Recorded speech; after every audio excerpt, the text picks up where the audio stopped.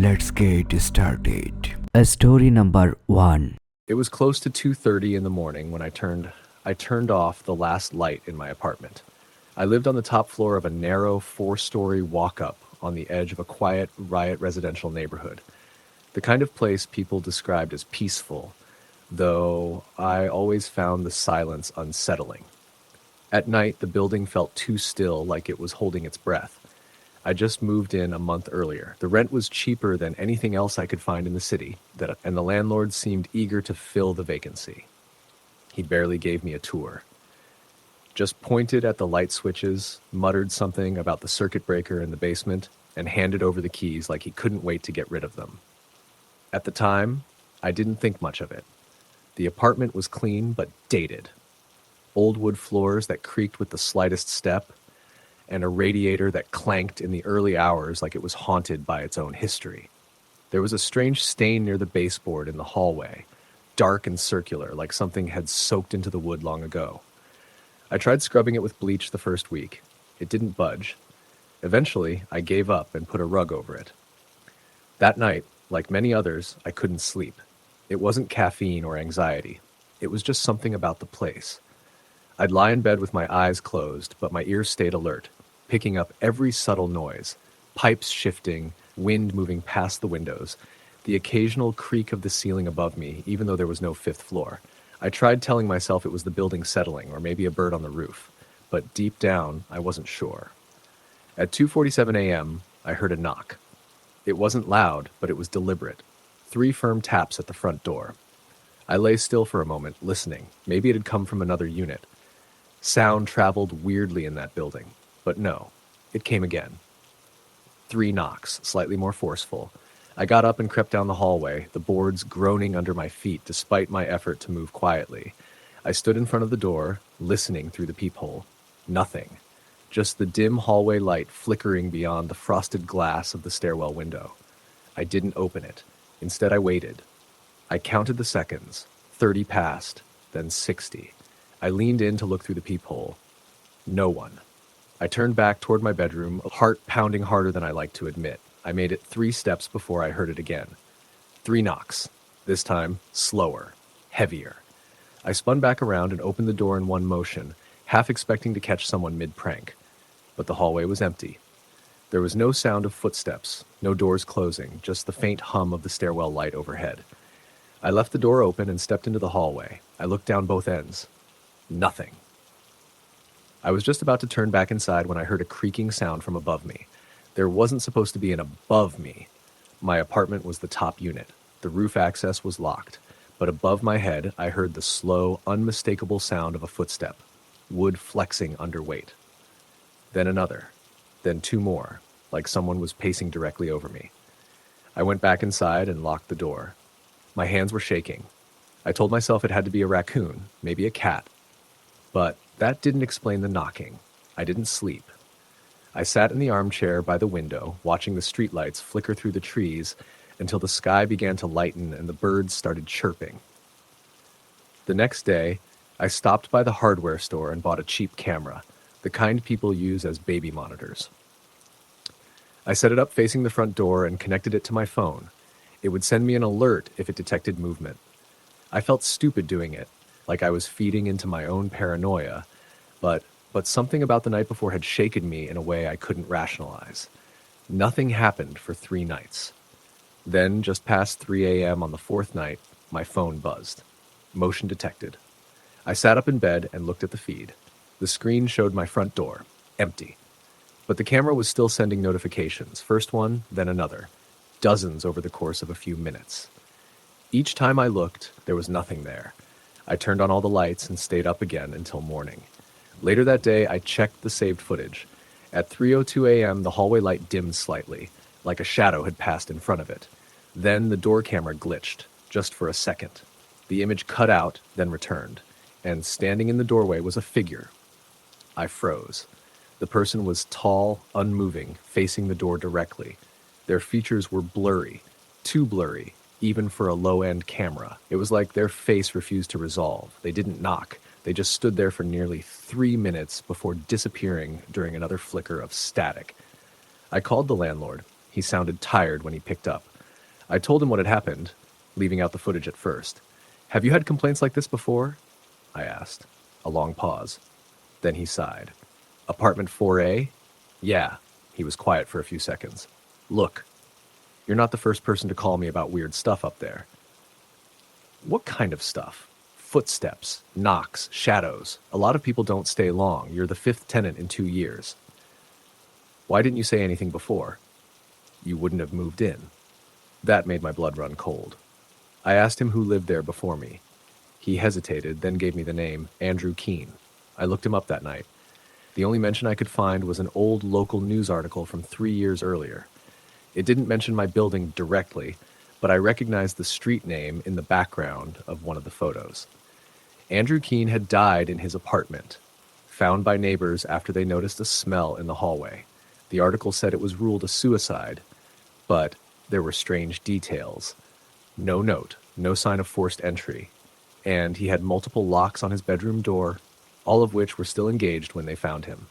That night, I locked my door and pushed the sofa against it. Around 2:55 a.m., I heard scratching. It started faintly, like fingernails on wood. Then it grew louder. I stood in the hallway, heart pounding as the scratching turned into dragging. Something was moving just beyond the door, slow and deliberate. I turned on the camera app. No alert. I turned up the volume. Nothing. But I could hear it with my own ears, clear as day. I called out, "Who's there?" Silence. Then 3 knocks. I didn't respond. After a long minute, I heard the softest whisper right next to the door. "Let me in." My throat went dry. I backed away, keeping my eyes on the door, waiting for something, anything to happen. The whisper came again, fainter this time. "I need to come in." I didn't sleep. I didn't even sit down.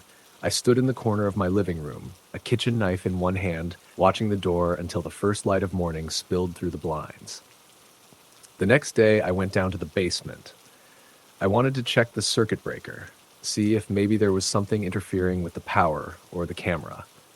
The door to the basement creaked loudly as I opened it. The air was thick, damp. The light bulb overhead flickered as I made my way down the stairs. Rows of old storage lockers lined the walls, most with broken locks or rusted hinges. I found the breaker box and flipped the cover open.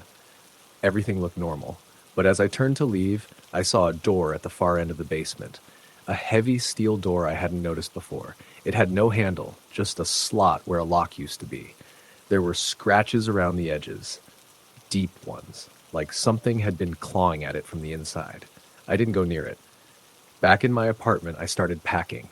I couldn't stay another night. I didn't care about the deposit. I just wanted out. But as night fell, the air in the apartment grew thick again, stagnant, heavy. At 2:50 a.m., the power went out. No lights, no phone service, nothing. I sat in the dark, knife still in hand, listening. At 2:57 a.m., the knocking returned. 3 slow, deliberate knocks. I didn't move. Then a second set, closer this time, not at the front door, from the bedroom. Then another knock. The bathroom, then the kitchen. They were coming from inside the apartment, from the walls. My heart raced as the knocking grew louder, more frantic. Then I heard the front door creak. I had locked it, wedged it shut, but something was opening it. The sofa scraped across the floor, moving inch by inch. I could hear it being dragged back. Then the door creaked fully open. I couldn't see anything in the dark, but I felt it, cold air pouring into the room like water. I backed into the farthest corner, clutching the knife like it would make a difference. And then I saw them. Figures, not one, several. Emerging from the hallway, moving slowly toward me. Shadows without definition, faces without features. They didn't walk, they floated, inches above the ground. The air was so cold, my breath fogged in front of me. I screamed. The lights snapped back on, the room was empty. The door was still locked, the sofa unmoved, but I wasn't imagining it. I couldn't have. The rug near the hallway was flipped over, and beneath it, that old, dark stain had grown. It was no longer just a circle. It had spread down the hallway, branching like veins. I left that morning. I didn't pack. I didn't call the landlord. I just left. I never went back. I never found out what happened in that apartment before I moved in. But sometimes, when I wake up in the middle of the night, I hear 3 slow knocks in the back of my mind. I never answer, and I never will. Story, the end. Story number 2. The house on the edge of town had always been an object of local lore, not in the way people gossiped over dinner or whispered when kids dared each other to walk past it after dark. No, this house had a history that was heavy, unsettling, and more than a little sinister. Everyone knew something was off about it, and that no one had lived there for years. I never believed in those stories. I'm not superstitious. I'm not the kind to get spooked by creaky floors or flickering lights. When I landed a temporary job as the caretaker for that abandoned house, I saw it as a challenge and a chance to make some quick money. The owner, an elderly woman who lived out of state, needed someone to check on the place for a couple of weeks, keep it from falling apart, and make sure the windows stayed sealed for winter. I was offered a decent sum for just staying overnight and dealing with basic maintenance, so I agreed. The first night was easy. I arrived just before sunset, unlocked the gate, and pushed open the front door, which groaned as if complaining after a long silence. Dust motes swirled in the fading light. The house smelled like old wood, mildew, and forgotten memories. I didn't feel anything odd, just a tired old building, creaking with age. I spent the evening cleaning up the main rooms, checking the locks, and making sure the electricity was working. But by midnight, something about the house started to change. The wind picked up outside, rattling the windows. I heard a faint tapping coming from the walls, maybe the pipes or just the cold making the wood shrink and expand. It didn't really bother me. I got in bed, plugged in my phone charger, and fell asleep. At 2:13 a.m., I woke up. My room was on the second floor, near the back of the house. I couldn't tell why I woke. The silence felt different, thick, oppressive, almost like the air had weight. I turned on my phone's flashlight and scanned the room. Nothing. I tried to go back to sleep, but my eyes kept catching movement in the corner of the room. I blinked hard, but whatever I saw was gone. Just shadows. I told myself I was imagining things. The next day I explored the basement. It was cold, damp, and smelled strongly of decay. I found old furniture covered with sheets, crates full of rusted tools, and a small door at the back that looked like a crawl space. When I tried to open it, I heard a faint scraping sound from inside, but no matter how much I pried, it wouldn't budge. That evening, I was in the kitchen fixing a sandwich when I heard footsteps on the porch. I went to the window and saw no one. The door was locked. The cats I had brought with me were staring at the door too, fur on edge. I shrugged it off as an animal. At midnight, I was awakened again, this time by a low humming coming from the hallway. It was eerie, not loud, but persistent, like a tune being whispered. I got up, grabbed the flashlight, and walked out of my room. The hallway stretched long and dark. The humming stopped as soon as I stepped into the corridor. It was too quiet now. I shone the light down the hall and noticed the portrait of an old man at the end. His eyes seemed to glint in the beam. I felt a chill. Suddenly, the lights flickered, and the air turned icy cold. I heard the soft whisper of a voice calling my name. I ran back to my room and locked the door. The next morning, I found muddy footprints in the hallway. I live alone. The cats stayed in my room, and I hadn't left the house since arriving. I cleaned the prints, checked the locks, and decided to call the owner. No answer. I left a message. That night was the worst. Around 3 a.m., I was asleep when a loud bang shook the house. I bolted upright. The sound came from the basement door, which was supposed to be locked. I grabbed a crowbar and cautiously made my way down the stairs, the beam of my flashlight cutting through the darkness. The basement was empty. No broken locks, no signs of forced entry. But the smell had worsened, something rotting, sour. I noticed the small crawlspace door was ajar, swinging slightly, though I was certain I'd closed it. I stepped closer. Inside the cramped space, I saw old, yellowed newspapers and some photographs scattered on the dirt floor. As I picked one up, a sudden cold breeze hit me, and I heard breathing, slow, heavy, right behind me. I whipped around. Nothing. When I turned back, the photographs were gone. Shaken, I locked the crawlspace and headed upstairs. I tried to rationalize what I'd experienced. Cold drafts, old houses settling, my imagination running wild. But I didn't sleep. The next day I tried to leave, but found the car wouldn't start. The battery was dead. The roads had been icy and snowy all day, so I was stuck. That night, the footsteps started, slow pacing around the upstairs hallway. The cats hissed and hid under the bed. At 2:45 a.m., I heard a soft crying. It was faint, pitiful. It came from the master bedroom at the end of the hall. I gathered all my courage and opened the door. The room was empty, but the crying grew louder. It wasn't a woman. It wasn't a child. It was a sound that came from the walls themselves, echoing, desperate. I backed away and slammed the door. From that moment, the house changed. The air grew colder and heavier. Lights would flicker unpredictably. The ticking of an old clock in the hallway, which had never worked before, started to echo through the night. One night, I awoke to the sound of whispering voices, just beyond my door. I pressed my ear against the wood and heard fragments of a conversation. "Why did you leave me? Help me. Don't forget." I slammed the door shut and turned the lock. Days passed. I became a ghost of myself. Sleep deprived, jumpy, always looking over my shoulder. The cats refused to leave my room, and neither did I. On the seventh night, I heard the creaking of the front door. Slowly, it opened. I could see the faint outline of a figure standing in the doorway, tall, thin, shrouded in darkness. I shouted, but my voice caught in my throat. The figure didn't move. The air grew colder, and I felt my limbs freeze. Suddenly, the figure disappeared. I ran outside into the bitter cold. The snow crunched beneath my feet. I looked back at the house. From an upstairs window, I saw a pale face watching me, hollow eyes, a mouth twisted into a silent scream. I never went back. Weeks later, the owner called to ask if everything was okay. I told her I was leaving and couldn't finish the job. She said nothing about the house, only asked me to be careful. I still get calls sometimes at odd hours, breathing on the line, whispered names, ticking clocks. I don't answer. But at night, when the wind blows just right, I swear I hear the house calling me back. Story the end. Story number 3. The night began like any other in late October, cold, with a heavy mist creeping low across the streets of the small town where Mark had just moved. He had accepted a temporary contract as a night security guard at an old decommissioned factory on the outskirts. The place was deserted, an enormous complex of red brick and rusted steel that had once produced car parts decades ago. Now it was just a hulking ghost of its former self, wrapped in peeling paint and broken windows. Mark wasn't exactly thrilled about the job, but it paid decently and offered quiet nights where he could listen to music through his earbuds and catch up on reading.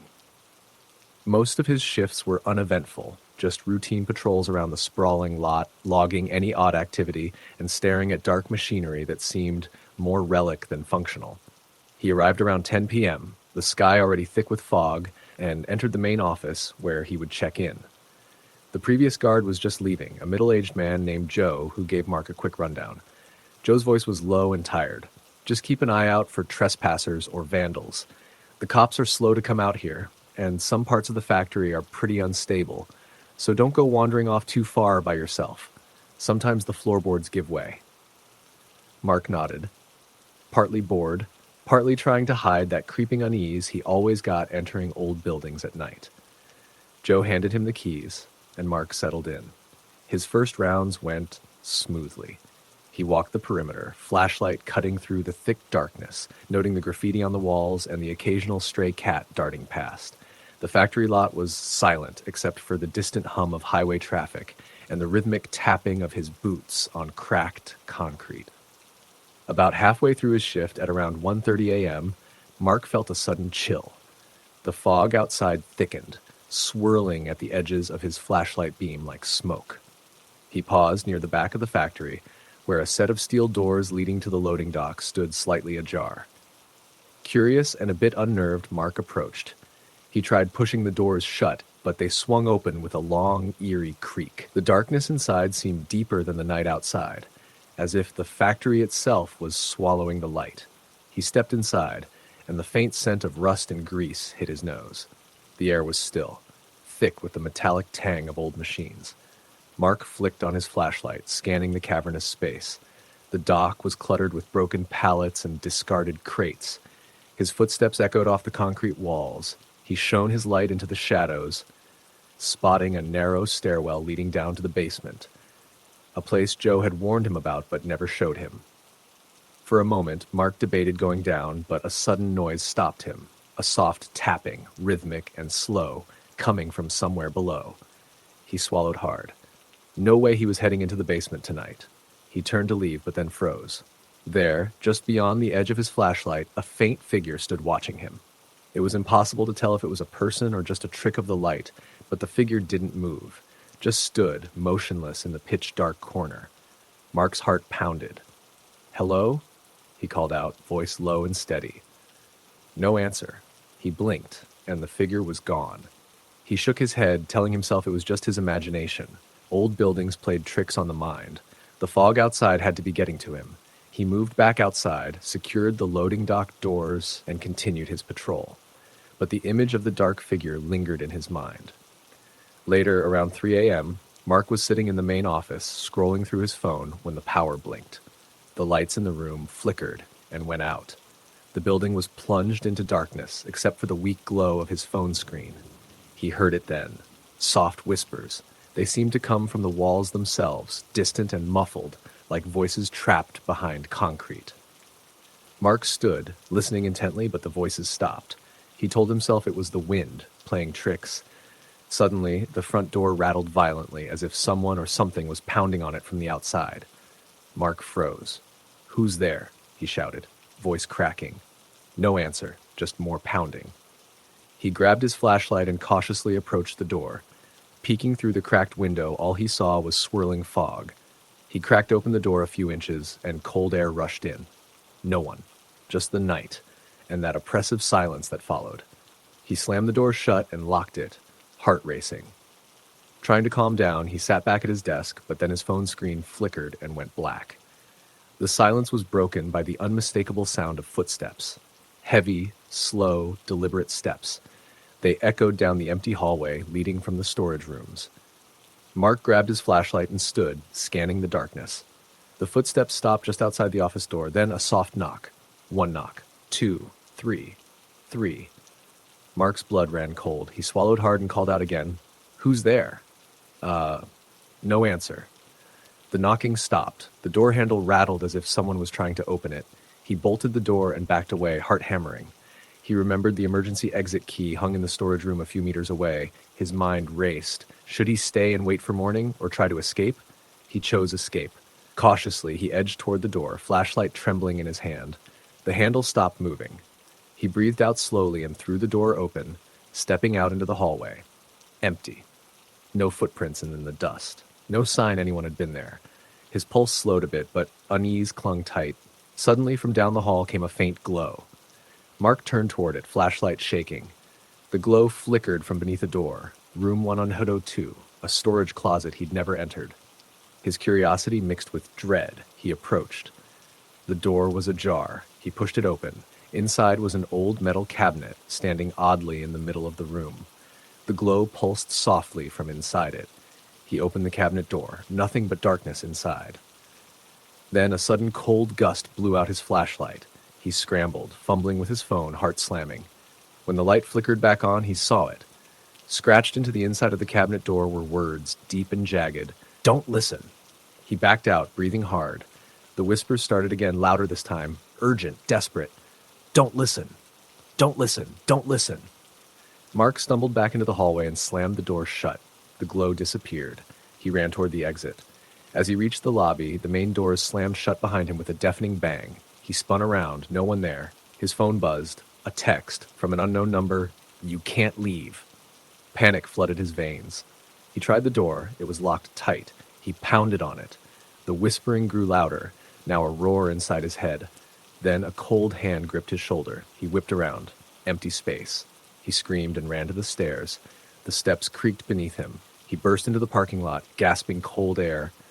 The fog was lifting. He looked back at the factory, windows dark and empty. He got into his car and locked the doors. His phone buzzed again. "Don't forget." Mark drove away without looking back. At home, the nightmares began.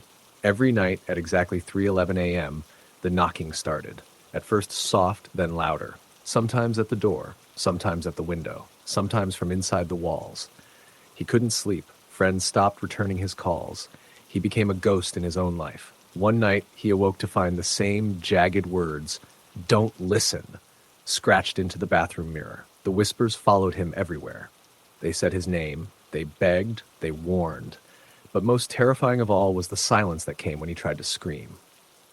One evening, desperate, Mark returned to the factory. The building seemed to breathe around him, shadows shifting. He went to room 102. The cabinet stood waiting. He opened it. A void stared back. He reached inside and pulled out a small, cracked music box. It played a slow, haunting melody. The whispers ceased. For a moment, peace. But then, the figure appeared.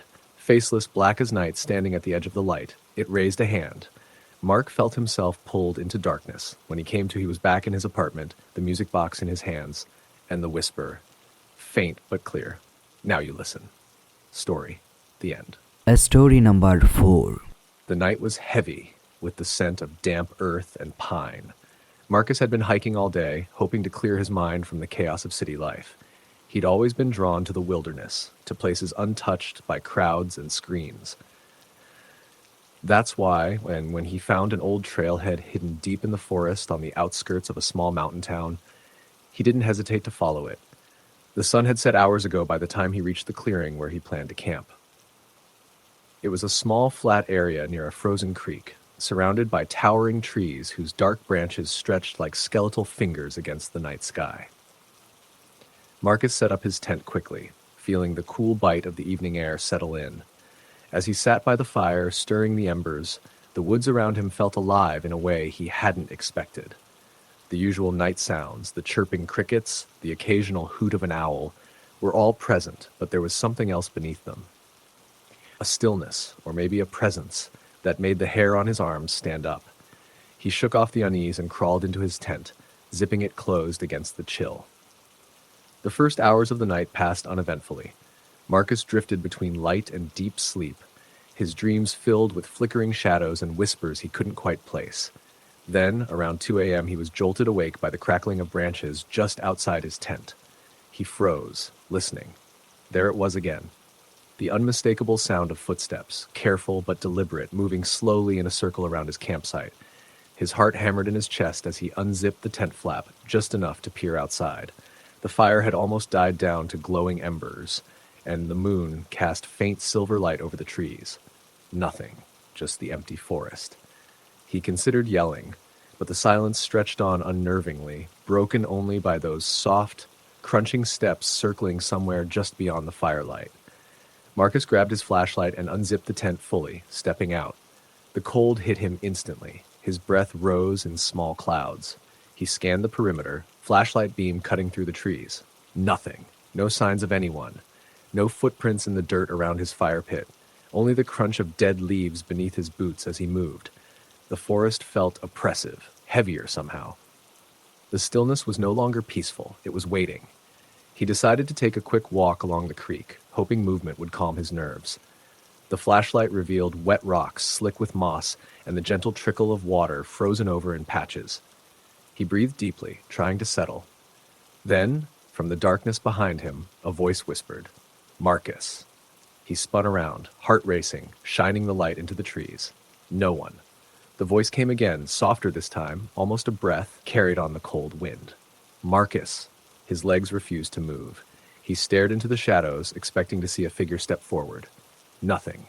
He started back toward the tent, faster now, his footsteps uneven on the rocky soil.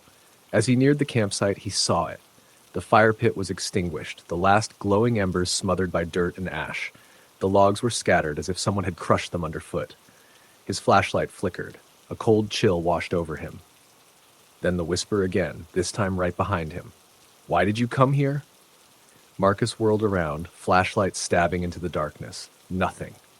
But now the forest was too silent. No wind rustled the trees, no animals called out, only the faintest echo of footsteps, slow, dragging, approaching. He ran, back toward the tent, heart pounding so hard he was sure it would burst. The zipper of the tent was stuck at first, then gave way. Inside, he grabbed his pack and phone. No signal. He cursed under his breath. Then a sudden sound, something heavy and wet hitting the side of the tent. He shone the light outside. There, pressed against the thin fabric, was a face. Pale, gaunt, with hollow eyes that reflected the flashlight beam like dying coals. It watched him, unblinking. Marcus stumbled back, heart in his throat. The face vanished as suddenly as it appeared. He scrambled out of the tent, moving faster now. But everywhere he looked, the forest seemed to close in.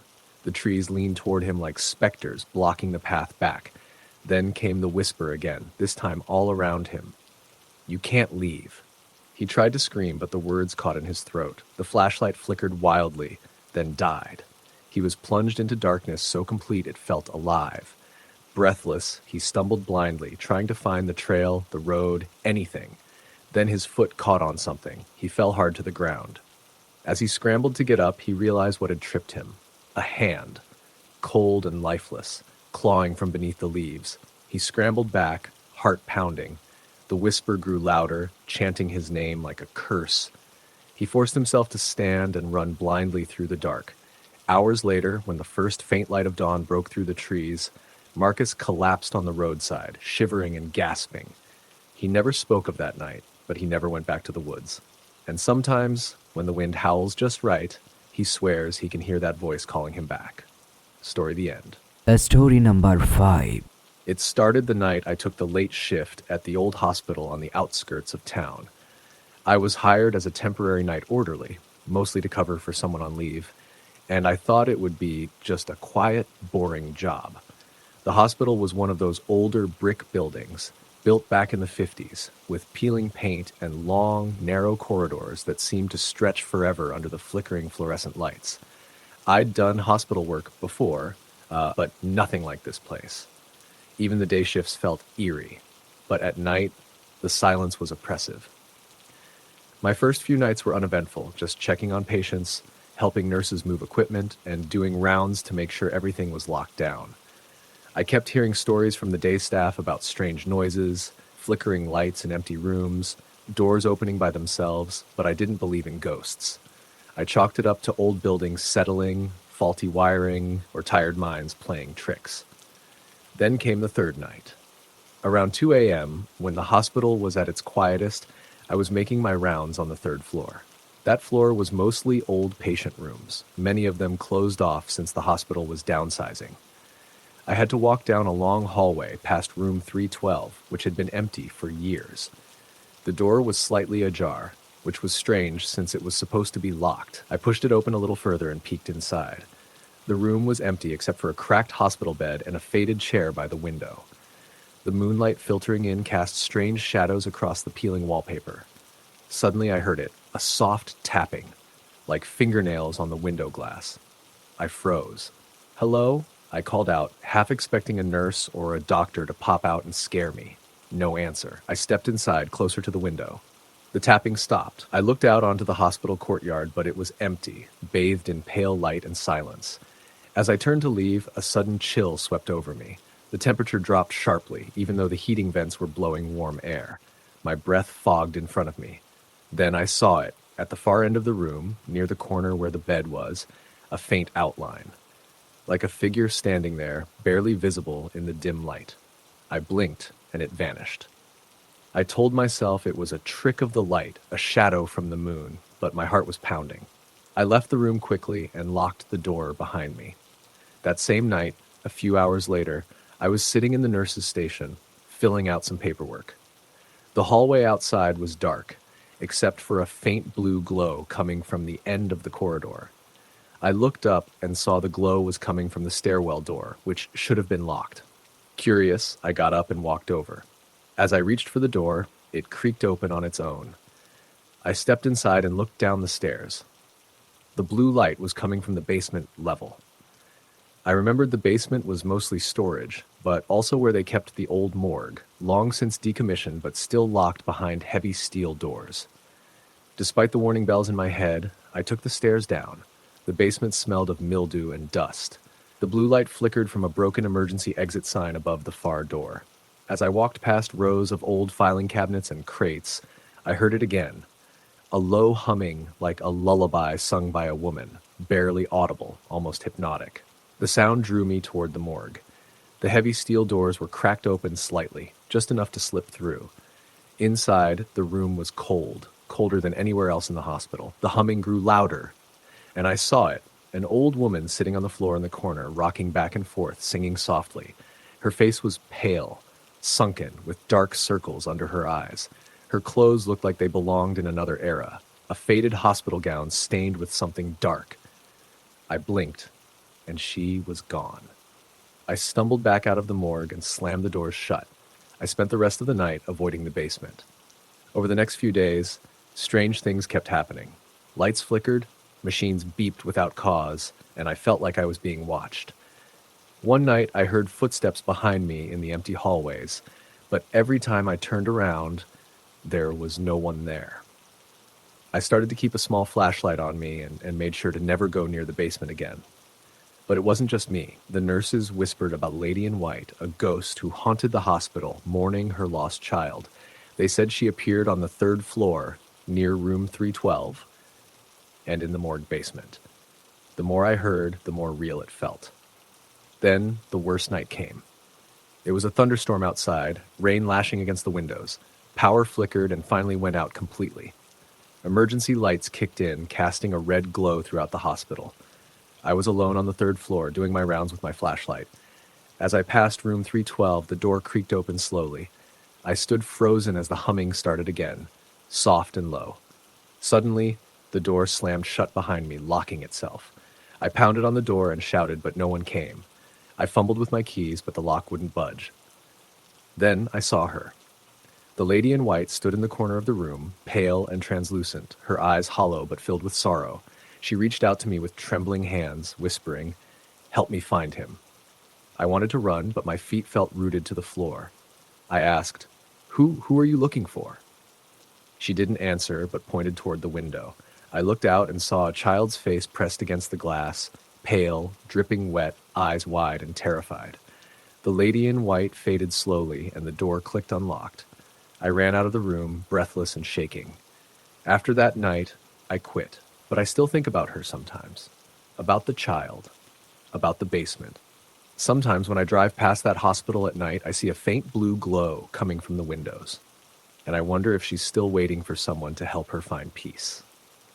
Story the end. Story number 6. It was a typical late October night when I started my shift at the hospital. I was working as a respiratory therapist, assigned to the night shift from 11 p.m. to 7 a.m., rotating between various wards to assist patients on ventilators or those needing oxygen therapy. I liked the night shift. The quiet corridors and hushed tones gave the hospital an eerie calm that I found strangely peaceful. But that night was different. It started around midnight. I was finishing my rounds in the intensive care unit, making sure all the machines were functioning correctly. The ward was mostly empty, save for 3 patients hooked up to ventilators.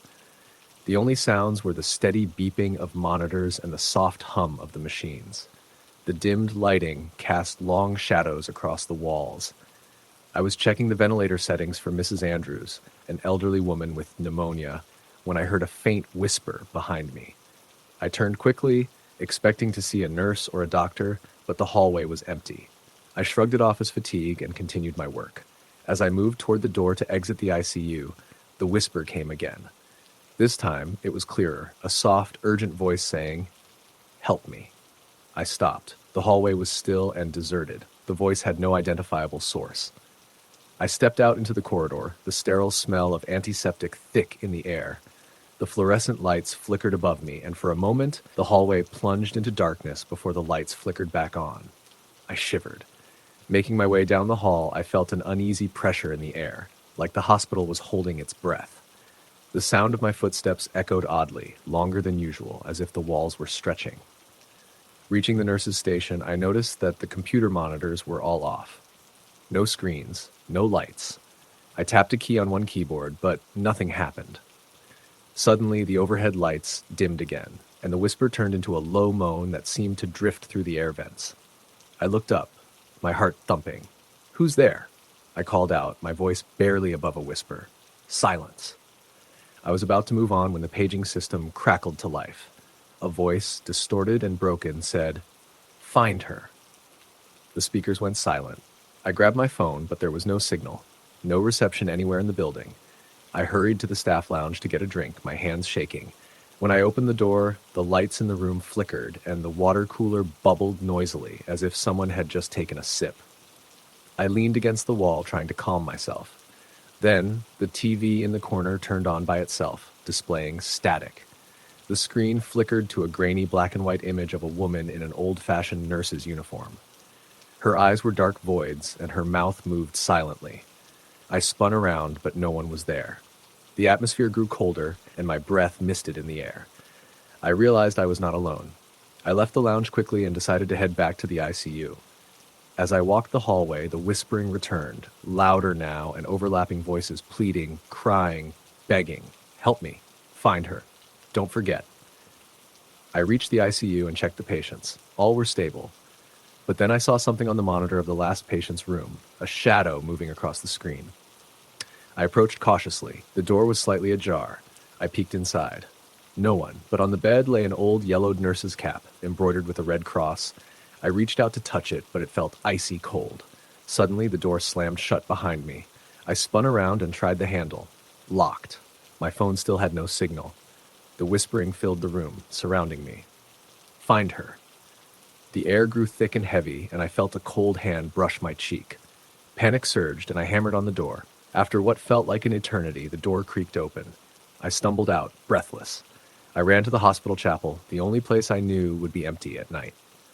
I needed to gather my thoughts to understand what I was experiencing. Inside, the chapel was dark but calm. I lit a candle from a small altar and sat in one of the pews. The whispering was gone. Minutes passed. Then the heavy wooden doors creaked open. I looked up. An old woman entered, her clothes worn and faded, eyes sunken but piercing. She smiled sadly. "You found me," she said. My heart pounded. "Who are you?" She spoke softly. "I was a nurse here many years ago. I died in this hospital, trapped between worlds, searching for peace." She gestured around the chapel. "There are many like me here, lost souls unable to move on." I swallowed hard. "How can I help?" She handed me a small crumpled photograph of a young girl.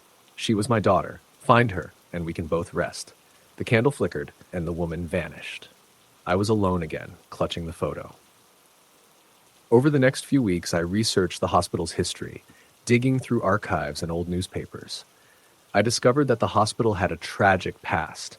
A fire decades ago had killed several patients and staff, including a nurse named Margaret and her young daughter, who had been admitted for tuberculosis. Their bodies were never found. Late one night, following clues from the photo, I ventured into the basement, dark, damp, and forgotten. I found a hidden room, sealed off and covered in dust. Inside lay a small wooden box with the names Margaret and Emily carved into the lid. I opened it carefully to find personal belongings, letters, a locket, and a folded piece of paper. It was a note from Margaret expressing her love for her daughter and her hope they would be reunited in the afterlife. I brought the box to the chapel and set it on the altar. That night, as I sat quietly, the air warmed, the oppressive weight lifted. The whispers faded. I felt a presence, gentle and thankful. The hospital seemed lighter, as if a long-held sadness had finally been released. After that, the night shifts were normal again. No more flickering lights, no shadows, no whispers. Just the steady hum of machines and the quiet footsteps of those still fighting for their lives. But sometimes, when the night is silent and I'm alone in the chapel, I swear I see a soft glow and feel the brush of a gentle hand on my shoulder, as if to say, "Thank you." Story the end. Story number 7. It started like any other night. I was working late at a small convenience store on the outskirts of town, the kind of place where the few customers that came through mostly stopped by for cigarettes or a late-night snack. The streets outside were empty, the neon sign buzzing faintly in the cold air, casting flickering shadows on the cracked pavement. I had worked the night shift here for almost a year, and honestly, I had gotten used to the silence and the monotony. Sometimes I'd pass the time by reading or listening to podcasts, but mostly I just kept an eye on the door and the cameras. That night, around 2 a.m., something changed. A man walked in. I remember because he didn't fit the usual pattern. He was tall, thin, wearing a dark coat that looked worn and heavy, despite the weather being mild for that time of year. His face was mostly hidden beneath a hood, and as he stepped inside, he didn't speak or make eye contact. He just moved slowly down the aisles, his footsteps barely audible over the hum of the fluorescent lights. I watched him on the security monitor for a while, curious but not alarmed. I thought maybe he was homeless or just needed something to drink. But then, after about 5 minutes, he stopped in front of the glass door freezer and stared at the ice cream. Not just looked, stared. as if he was waiting for something. I finally called out, "Hey, can I help you with something?" He turned his head slightly but didn't say anything, just kept looking at the freezer. I decided to approach, thinking maybe he wanted something specific. "Are you okay?" Still nothing. That's when I noticed something strange. His breath wasn't visible, even though the freezer door was open and the air was cold enough for condensation. Usually you'd see that little puff when someone exhales in cold air, but there was nothing. It made my skin crawl. "Sir?" I said again. He finally moved, but not towards the register. Instead, he turned and walked past me towards the back of the store, the employee area where customers weren't supposed to go. I was about to call out when the power cut out. The lights flickered once, twice, then everything went black. The hum of the refrigeration units died down. I fumbled for my phone to use the flashlight, but I heard the door behind me shut with a loud clang. My heart pounded. I heard footsteps, slow, deliberate, coming closer. "Who's there?" I shouted. No answer. I tried the front door, locked. The back exit, locked. I was trapped. The flashlight beam shook in my hand as I scanned the room. The man was nowhere in sight. Then I heard a whisper, so faint I almost thought I imagined it. "Help me." I froze. The voice was breathy, desperate, and it seemed to come from the employee break room. I forced myself to move, each step heavy and cautious. The door to the break room was slightly ajar. I pushed it open and swung the light inside. Nothing. Just the usual cluttered tables and chairs. Then I saw it. A smear of something dark on the floor, leading to the storage closet. I followed it. Inside the closet was pitch black. My phone's flashlight barely penetrated the darkness, but I could make out boxes and shelves. The smear continued along the floor. It looked like dried blood. My stomach twisted. I stepped forward, and the door slammed shut behind me. I screamed and tried to open it, but it was stuck. Then the whispers started again. "Please, don't leave me." The voice sounded close, too close. I fumbled, desperate to unlock the door. Finally, it gave way. I bolted out and slammed it shut behind me. The store was still dark, silent except for my ragged breathing. I ran to the counter and pulled the emergency flashlight out of the drawer. As I switched it on, the light suddenly flickered back to life. I looked around, heart still racing.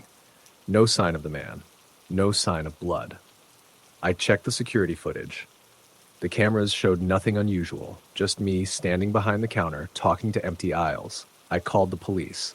They came and searched the store thoroughly, but found no evidence of anyone else being inside. No footprints, no blood, no signs of forced entry. They told me maybe I'd imagined it, or that the stress was getting to me. But I knew what I'd seen and heard was real. For weeks after, I avoided the store at night. But it wasn't over. Sometimes, in the dead of night, I'd get a call from the store phone line, no one on the other end. Sometimes when I walked past that block, I thought I saw a figure standing inside the darkened windows, watching. And sometimes I hear the whisper, begging for help, but never saying who. Story the end. Story number 8. It was an ordinary Wednesday night when everything went wrong. I had just finished my late shift at the hospital where I worked as a nurse and was driving home through the quiet streets of my town. The clock on the dashboard read 2:13 a.m., and the roads were nearly empty, except for the occasional flickering street lamp casting weak pools of light over the pavement. I'd always liked the dead of night. There was a stillness to it, a quiet that made everything feel distant and calm. But that night, the silence was oppressive. The route home took me along an old stretch of highway that cut through a forested area, a place locals usually avoided after dark because of the stories. Nothing official, just rumors about strange things seen in the woods, unexplained noises, and cars breaking down with no good explanation. I never paid much attention. I was too tired, too focused on getting home and collapsing into bed.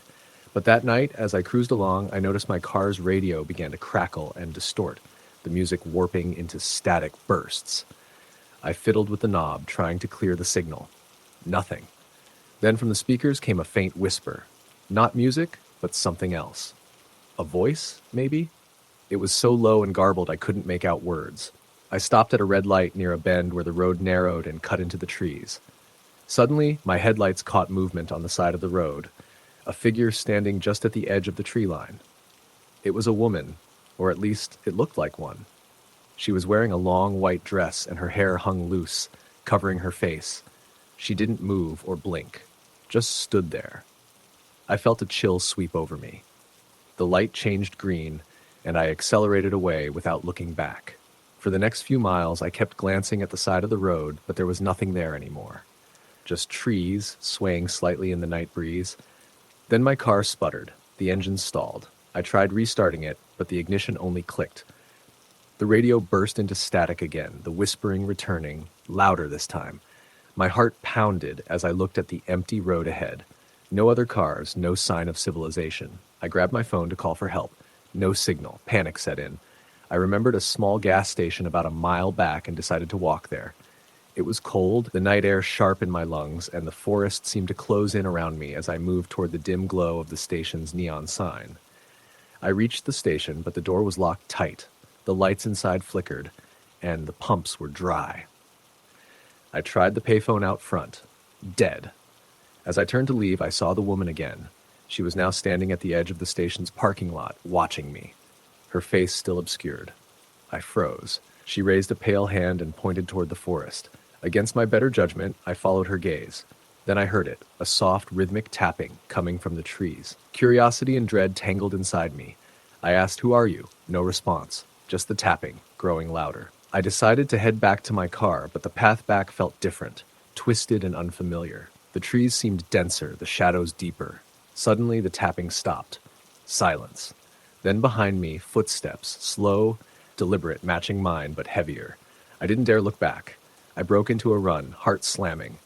The forest around me seemed to shift, branches clawing at my clothes, roots tripping me. I tripped and fell hard.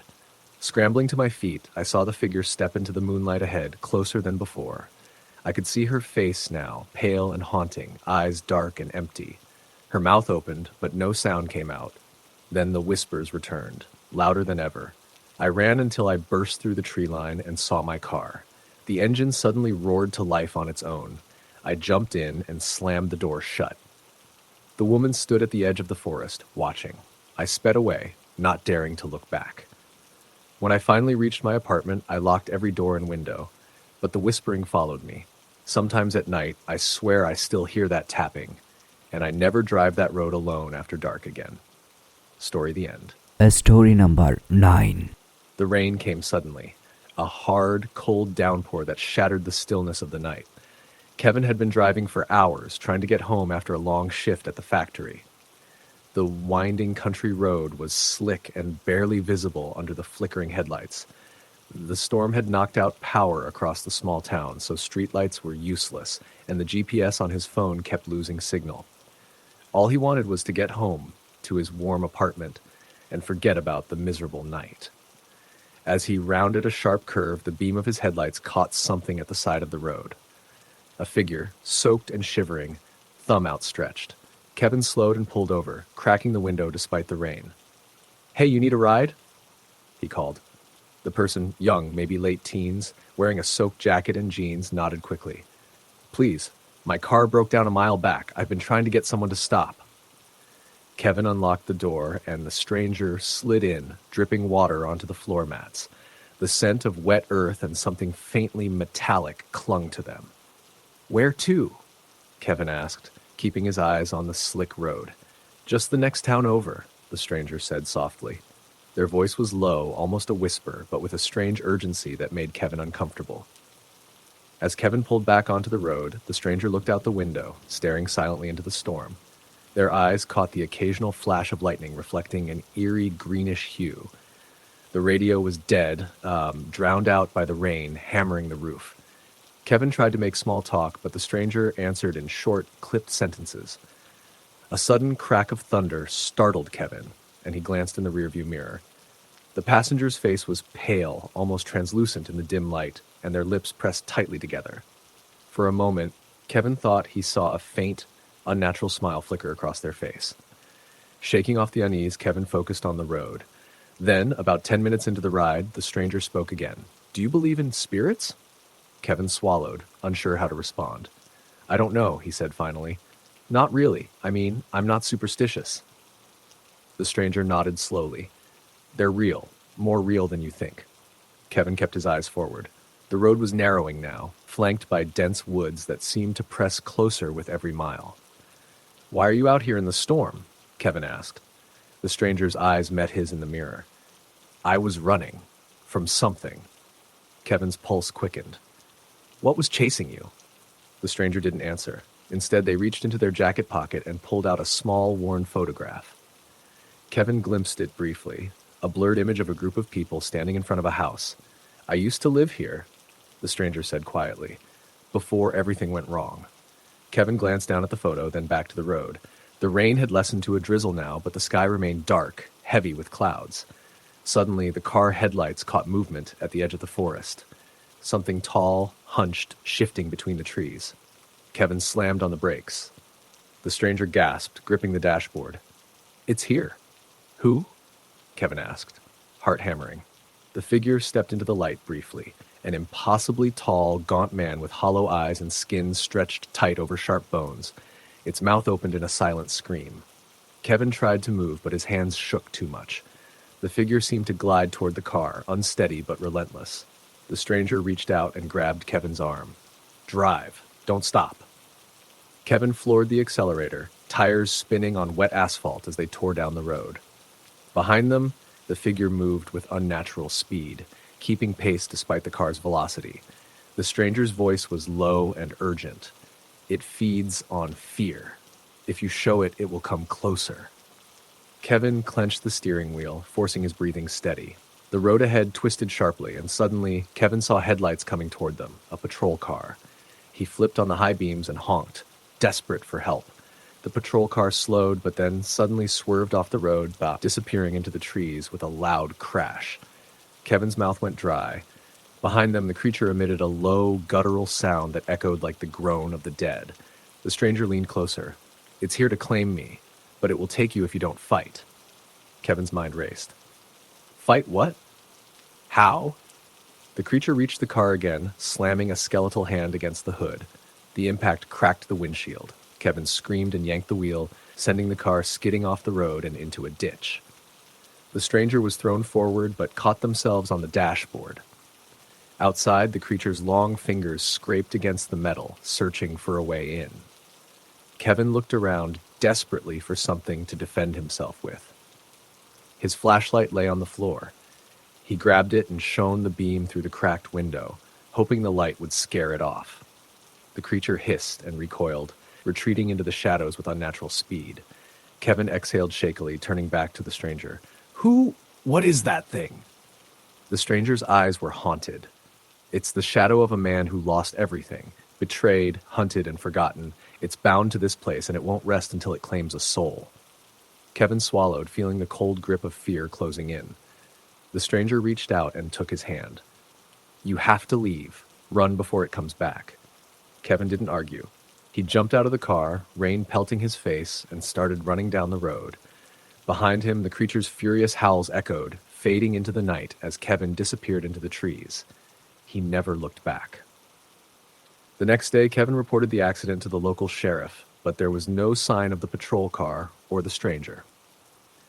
The town had its stories: missing people, strange lights in the forest, whispers of a cursed soul that haunted the roads during storms. Kevin didn't tell anyone what he really saw that night, but sometimes when the rain falls heavy and the wind howls, he can still hear the creature's screams echoing through the darkness. Story, the end. Story number 10. The night shift at the small-town convenience store was supposed to be easy money for me. I had just lost my day job when the company downsized, and the store was desperate for a night clerk. The pay wasn't great, but the hours worked with my schedule, and it was only a few miles from my apartment. I figured, how bad could it be? It was just me and the neon lights, the hum of the refrigeration units, and the occasional late-night customer. The first few nights passed quietly. The hum, the flicker of the overhead fluorescent lights, the distant rumble of cars on the highway, it all became background noise I could ignore. The convenience store was one of those places that felt frozen in time. Cheap candy bars behind the counter, aisles cramped with expired cans, and a little bathroom out back that nobody ever cleaned well. It was about 1:30 a.m. on my third night when things started to shift. The store had been quiet for an hour. I was behind the register, scrolling through my phone when the door chimed. I looked up, expecting the usual drunks or truckers stopping for coffee and snacks. Instead, a man walked in, a middle-aged guy, plain clothes, a baseball cap pulled low over his eyes.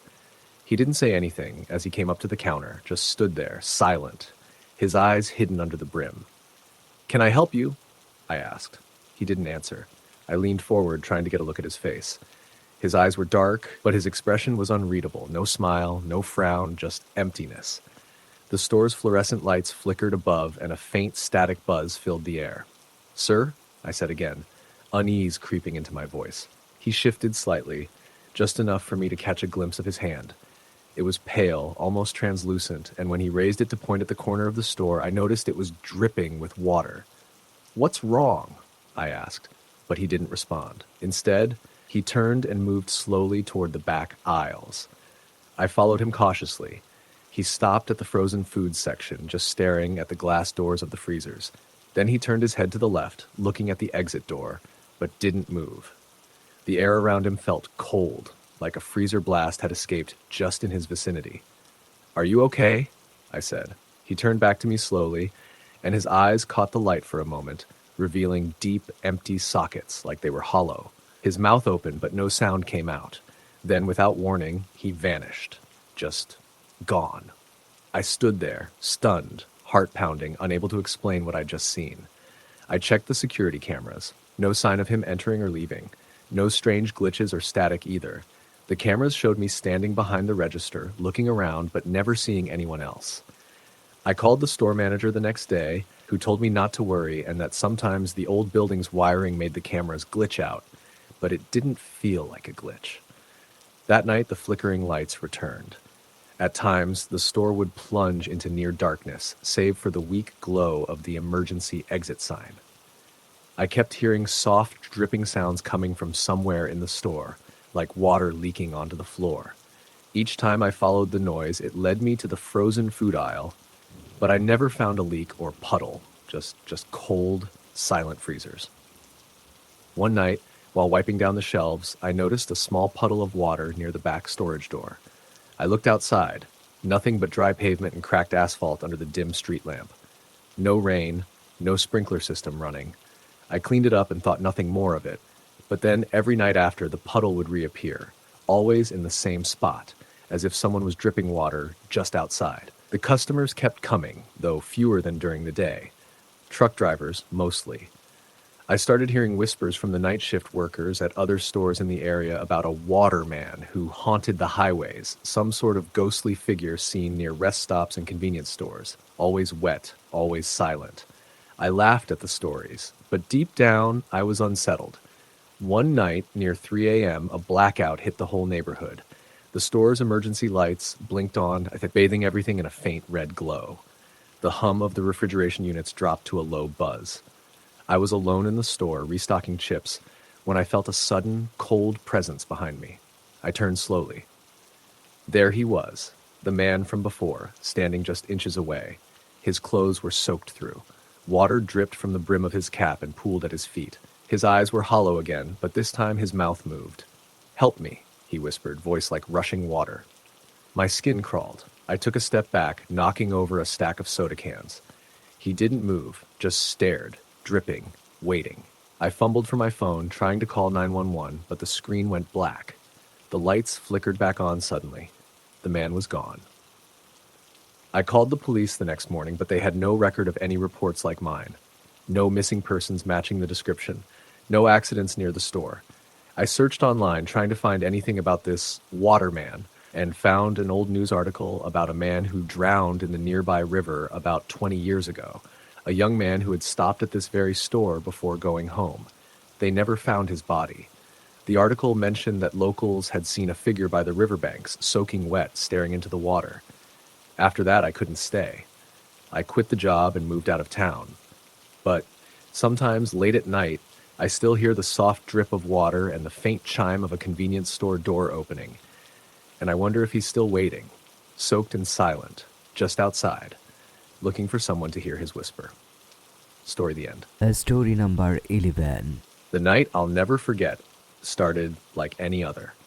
I was working as a live-in overnight caretaker for an elderly woman named Mrs. Evelyn Harper, who lived in a sprawling, isolated farmhouse about 20 miles outside a small rural town. The job was supposed to be simple: keep an eye on her, help with medication, and make sure she was safe until morning. No one else was around for miles, which was part of the appeal for me at the time. I liked solitude and the steady rhythm of quiet nights. I had no idea how that night would change everything. Evelyn was in her late 70s, frail but sharp. She lived alone since her husband passed away a few years back. The farmhouse was old but well kept, with creaky wooden floors, peeling wallpaper, and antique furniture that had probably seen better days.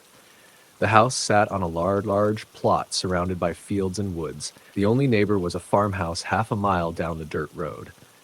When I arrived at sunset, Evelyn greeted me warmly and showed me around the house, pointing out the alarm system and how to reach her if anything went wrong.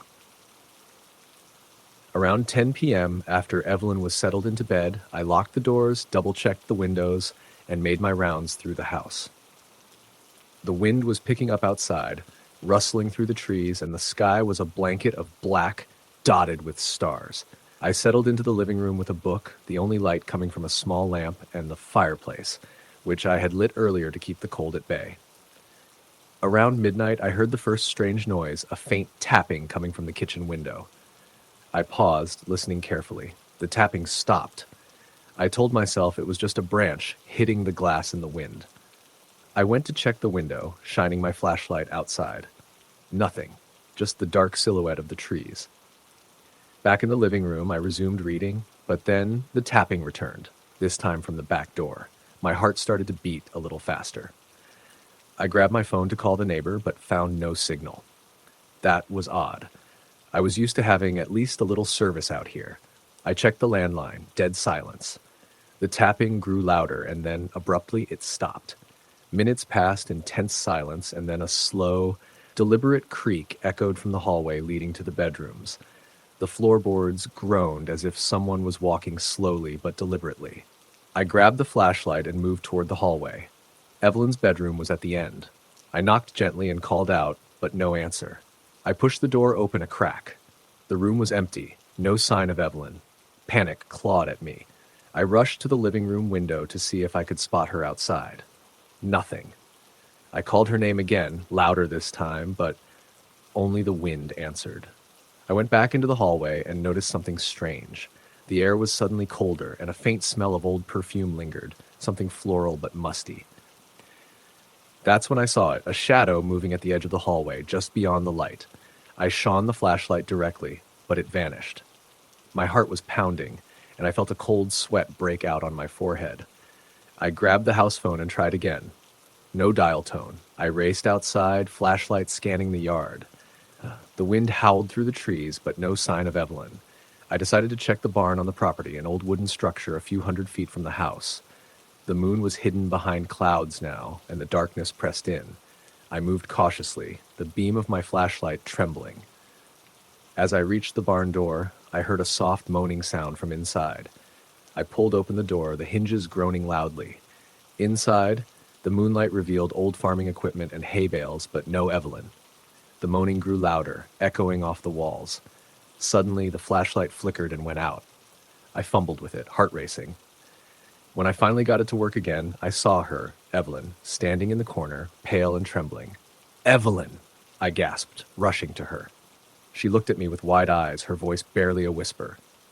"They're coming for me," she said. "I can't hide anymore." Before I could respond, a loud crash came from the house.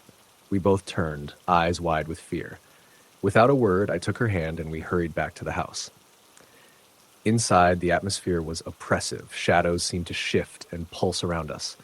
The front door slammed shut behind us. We tried to lock it, but the bolt wouldn't move. From the darkness, whispers began to rise, unintelligible but urgent. I grabbed a heavy lamp and held it in front of us like a shield. Evelyn whispered, "They were never really gone." "What do you mean?" I asked, trying to steady my voice. She looked at me, tears glistening. "The house, the land, it's cursed. My family has been haunted for generations. Every night they come back, the spirits that died here, trapped in endless torment." The whispers grew louder, turning into voices crying out in pain. The temperature dropped further, my breath visible in the cold air. Then, from the corner of the living room, a figure emerged, a translucent woman in an old-fashioned dress, her face twisted in sorrow. Evelyn gasped and collapsed to her knees. I held her, trying to calm her, but the figure floated closer. The room filled with a chilling wind, and the whispers turned into screams. Suddenly, the figure vanished. The front door creaked open. We didn't hesitate. We ran into the night, the wind whipping past us, branches scratching at our faces. When we reached the neighbor's house, we pounded on the door until someone woke and let us in. The next day, authorities found the farmhouse empty, with no sign of the night's events. Evelyn was taken to a hospital, but when she recovered, she refused to speak about what happened. I quit the job and left town shortly after. Years later, I learned the farmhouse was demolished. Locals say the land is still cursed, that the spirits remain trapped beneath the soil. And sometimes, late at night, they hear whispering on the wind. Story the end. Story number 12. The cold was a peculiar kind of cold, the sort that didn't come from the air outside, but from something else, something inside the walls, something deep in the marrow of the old farmhouse my cousin had inherited. I never believed in that kind of thing before, not really. But that changed during the week I spent out there, in the middle of nowhere, with nothing around for miles but frozen fields and black sky. It was winter break, and I had nowhere to be. Jason, my cousin, had offered me a chance to escape the city. Just a quiet getaway, he said. I didn't expect much, just some whiskey, a fire, and maybe silence for once. That's not what I got. Jason had inherited the place from his grandfather, who died the year before. The man was a recluse, built the place himself in the 1960s. Never married, no kids, just a compound of old sheds, rusted vehicles, and the main house. Jason had only recently started fixing it up. Still a dump? He warned me on the phone, but the generator works and the wood stove keeps it toasty. I drove up on a Monday. Snow had started coming down hard the night before, and by the time I got there, the long gravel driveway had turned into an icy tunnel flanked by frost-covered pines.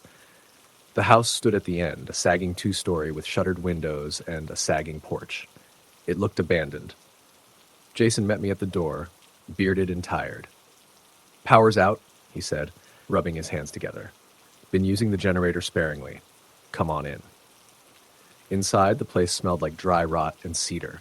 The floorboards creaked under every step. The living room was dimly lit by the orange flicker of the wood stove, and though the fire was strong, the air still held a biting chill. Something about it didn't feel like it was caused by lack of insulation. I didn't say anything. We spent the first evening drinking and catching up. He told me about his plans to gut the place, sell the land, maybe move back downstate. I noticed he didn't talk much about his grandfather, and when I brought him up, he just shrugged. "Man was strange," he said. "Lived in this house like it was a bunker. Used to say things walked the fields at night, probably dementia. The wind outside picked up around midnight, whistling through the cracks in the windows.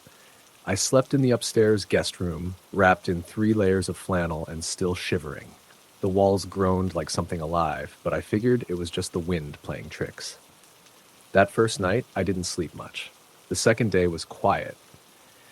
Jason worked outside chopping wood while I explored the house. It had the usual old man hoarder vibe, piles of National Geographics from the 70s, shelves of canned goods in the pantry, and faded photographs of unfamiliar faces staring out from dusty frames. But it was the basement that got to me. I didn't even mean to go down there. I opened a door in the kitchen, looking for the breaker box, and saw the narrow staircase leading into darkness. Even with the flashlight, I couldn't see the bottom. When I called out to Jason to ask where the breaker was, he didn't answer. It was like he was gone.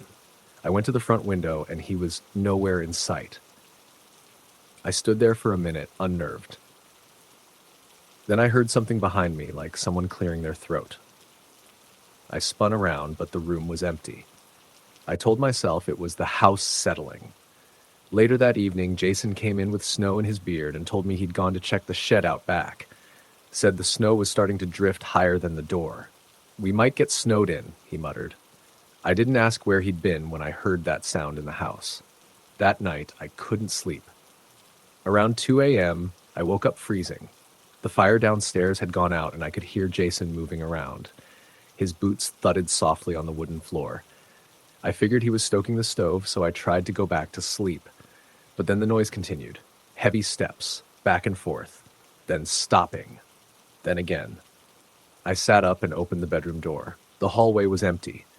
The footsteps were still there, but they weren't downstairs anymore.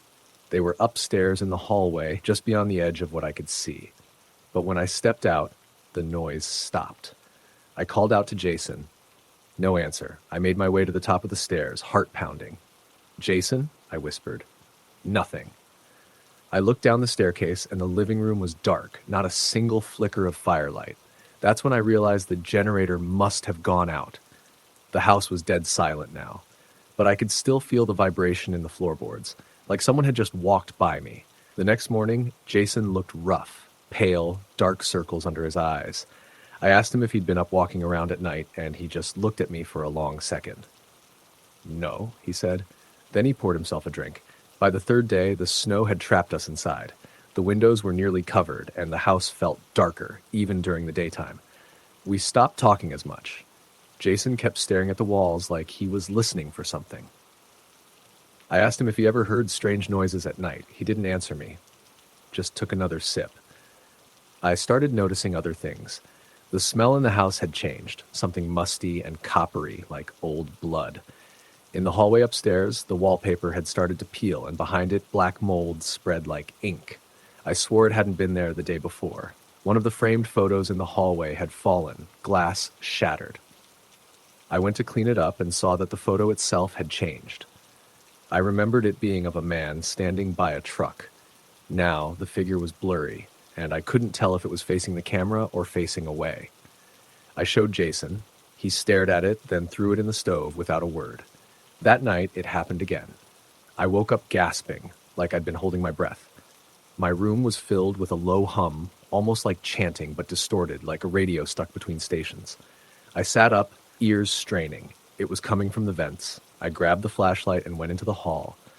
The temperature had dropped again. My breath came out in visible clouds. The walls creaked softly, like something was crawling inside them. And then, just before I reached the stairs, I heard Jason scream. It wasn't a shout. It wasn't startled.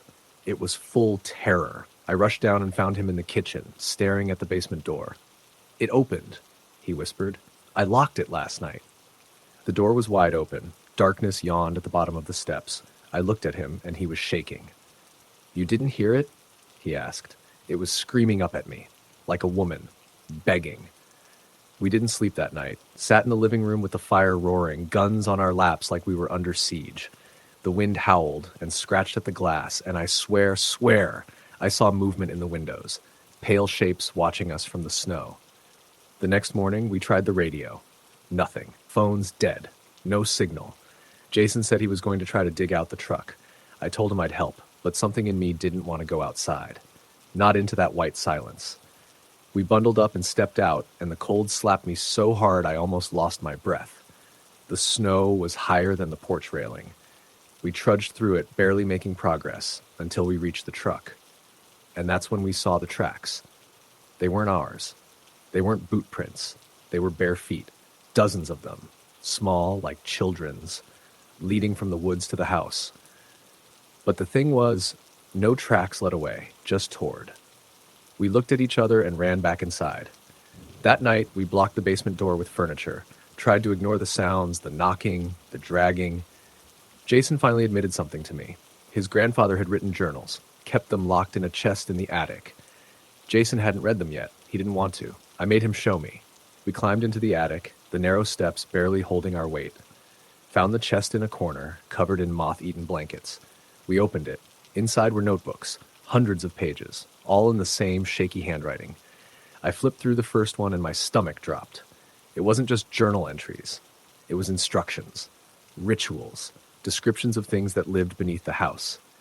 Things his grandfather had bound to the land. Jason stood over my shoulder, pale.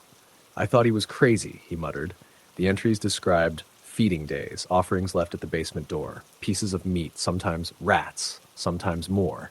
There were sketches, stick figures with hollow faces, lists of names, crossed out. The last entry was dated the day his grandfather died. I didn't sleep after that. Couldn't. At 3 a.m., Jason shook me awake. "They're in the walls," he whispered. The sound was like scuttling, fingernails on wood, then thumps, then something laughing. The fire had gone out again. We huddled near the stove, but even lighting it didn't help. The cold was unbearable. I could see my breath, then Jason's, and then another breath beside us. One we didn't make. I turned slowly. In the reflection of the window, something was standing behind us. Tall. Black. No face. I spun around. Empty. But the window pane cracked. We barricaded ourselves in the bathroom, the only room without vents. We stayed there until daylight, or what passed for it. Outside it was snowing again, but the tracks were back. Dozens more. Now with handprints. On the third day, Jason tried to dig out again. I stayed inside. He didn't come back. I found him in the shed that evening, frozen solid, eyes wide open, mouth twisted like he'd died screaming. But no prints led to him, no signs of a struggle, just him alone, slumped against the wall. Face turned toward the house. I dragged him inside, laid him by the fire. I wept. I don't care how weak that makes me sound. I was alone. I knew it now. I should have left. Tried to walk, but I couldn't. Not in that storm. Not with whatever waited in the snow. I stayed one more night. And that night, I woke to the sound of the basement door creaking open. I didn't go to check. I stayed in my room, pulled the covers up, and I prayed. The way you do when you know no one's listening, when you know it's already too late. They came up the stairs around 4 a.m. I heard them. Light feet, like a child's. But wrong. Too fast. Too many. I closed my eyes. They stood by my bed for hours. I didn't move. At sunrise, they were gone. I left that morning, dug out the truck with numb fingers, didn't even pack, drove until I hit the next town. When I looked in the rear view, I swear I saw Jason standing on the porch, smiling, but he was still inside. I left him there. The house was condemned the next year. No one bought the land. Locals say the snow never melts right around it. Animals won't go near. I believe them. I still dream of the footsteps, of the cold. And sometimes I wake up to find small, wet prints by my bed. Story the end. Story number 13.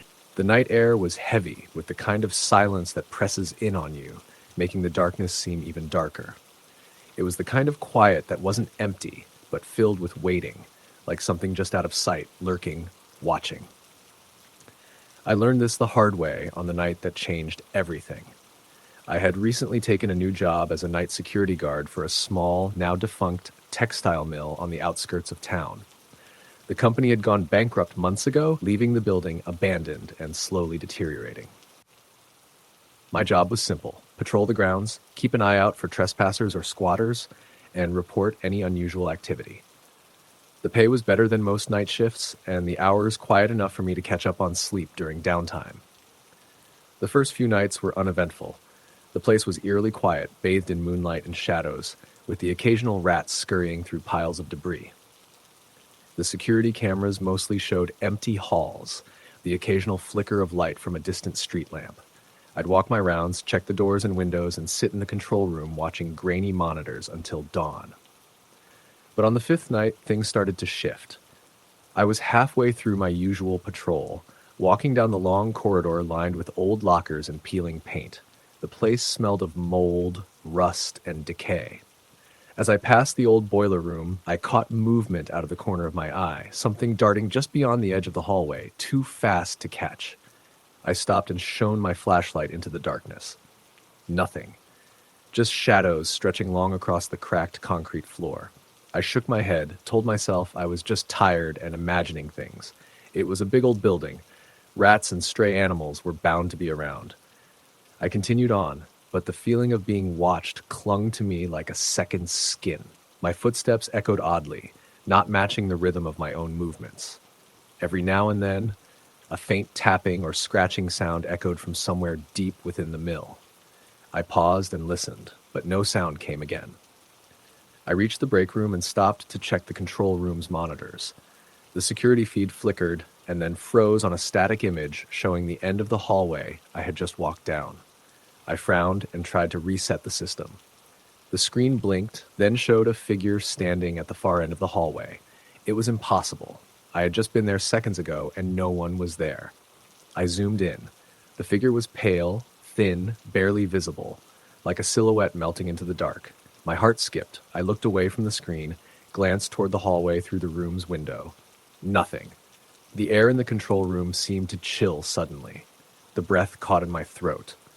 Then the lights flickered. I stood up, deciding to check the hallway again. As I stepped out, the door slammed shut behind me with a deafening bang. I jumped. I tried the handle. Locked. I banged on the door. No response. The flashlight beam shook in my hand as I turned toward the corridor. The faint tapping started again, rhythmic now, like footsteps. They grew louder, closer. I heard breathing, ragged, heavy. Something was coming. I backed up until I hit the wall, pressing my back against the cold paint. The tapping stopped just inches from me. A cold breath brushed past my cheek. Then a whisper, "Leave." My voice caught in my throat. I squeezed my eyes shut and slowly turned. The hallway was empty, but the air was thick with dread. I pushed hard against the door. It clicked, unlocking. I stumbled back into the control room, slammed the door shut, locked it again. My heart pounded as I sat down, trying to steady my breathing. The cameras showed no movement, but the screen flickered, and on one monitor the same pale figure appeared, this time closer. It raised a hand, beckoning. I switched off the monitor.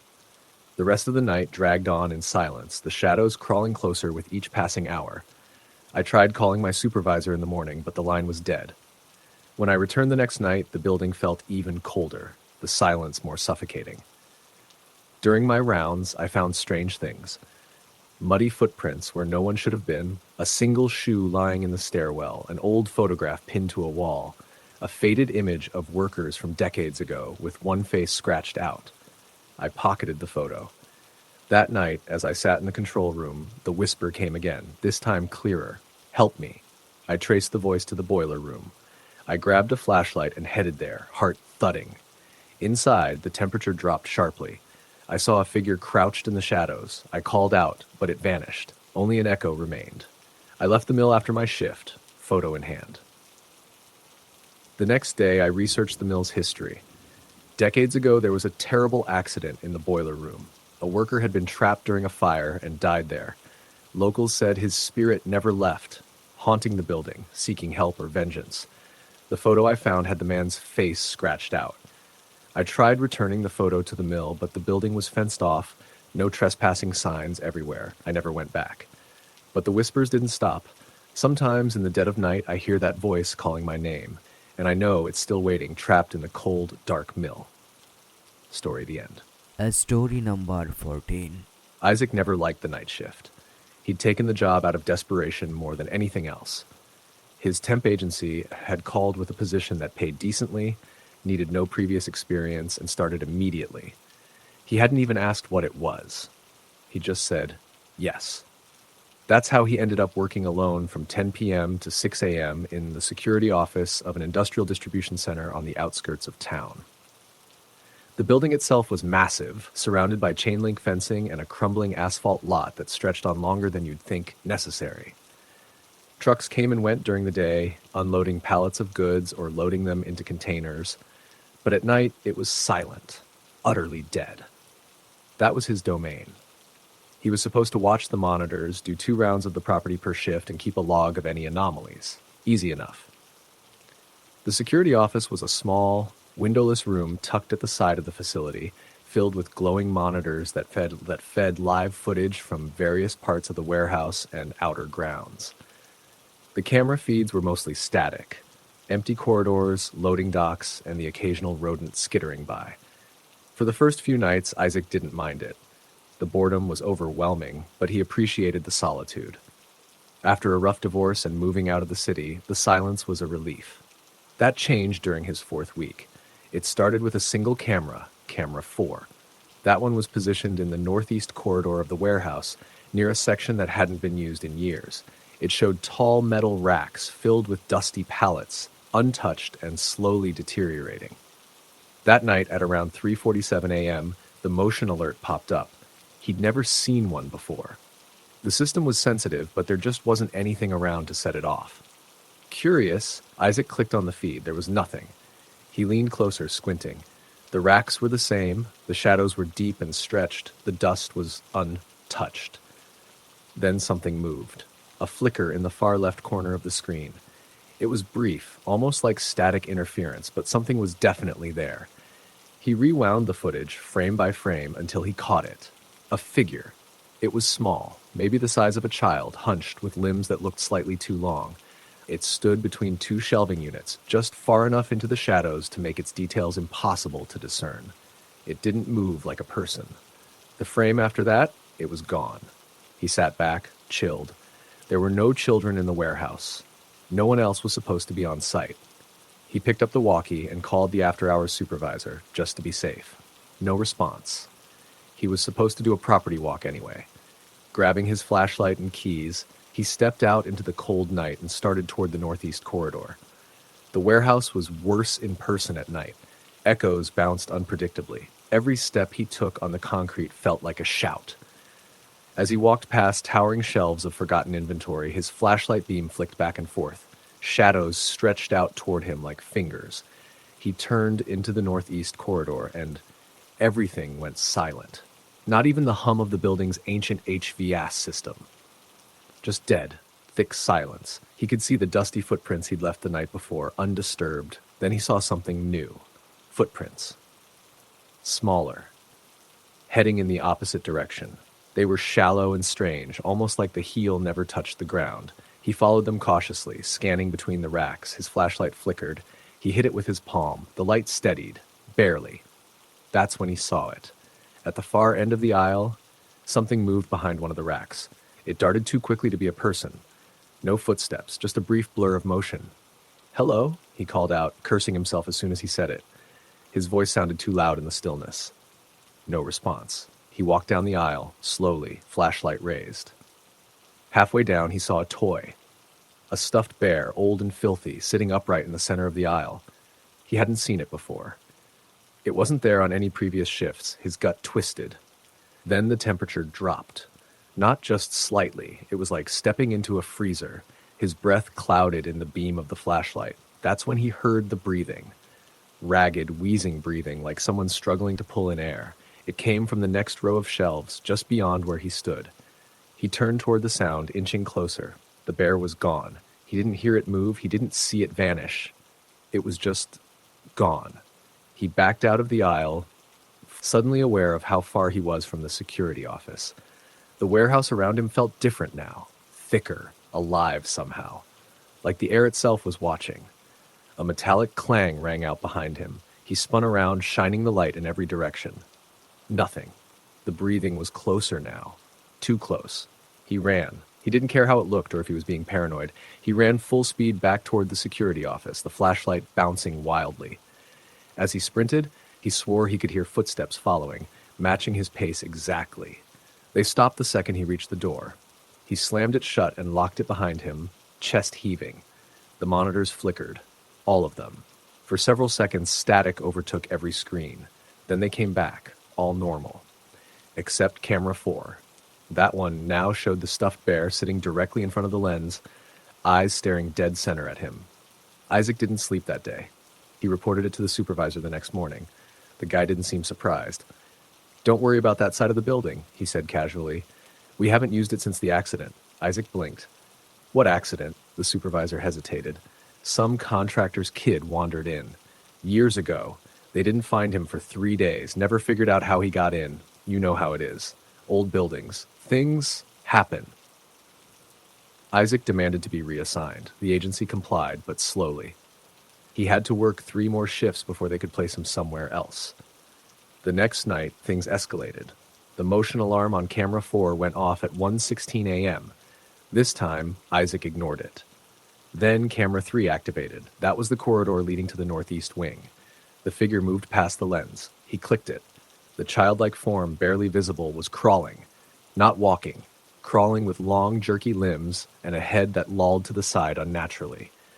It paused beneath the camera, lifted its face upward and smiled. Rows of sharp, gray teeth. Isaac vomited in the trash can beside the desk. He didn't do a patrol that night.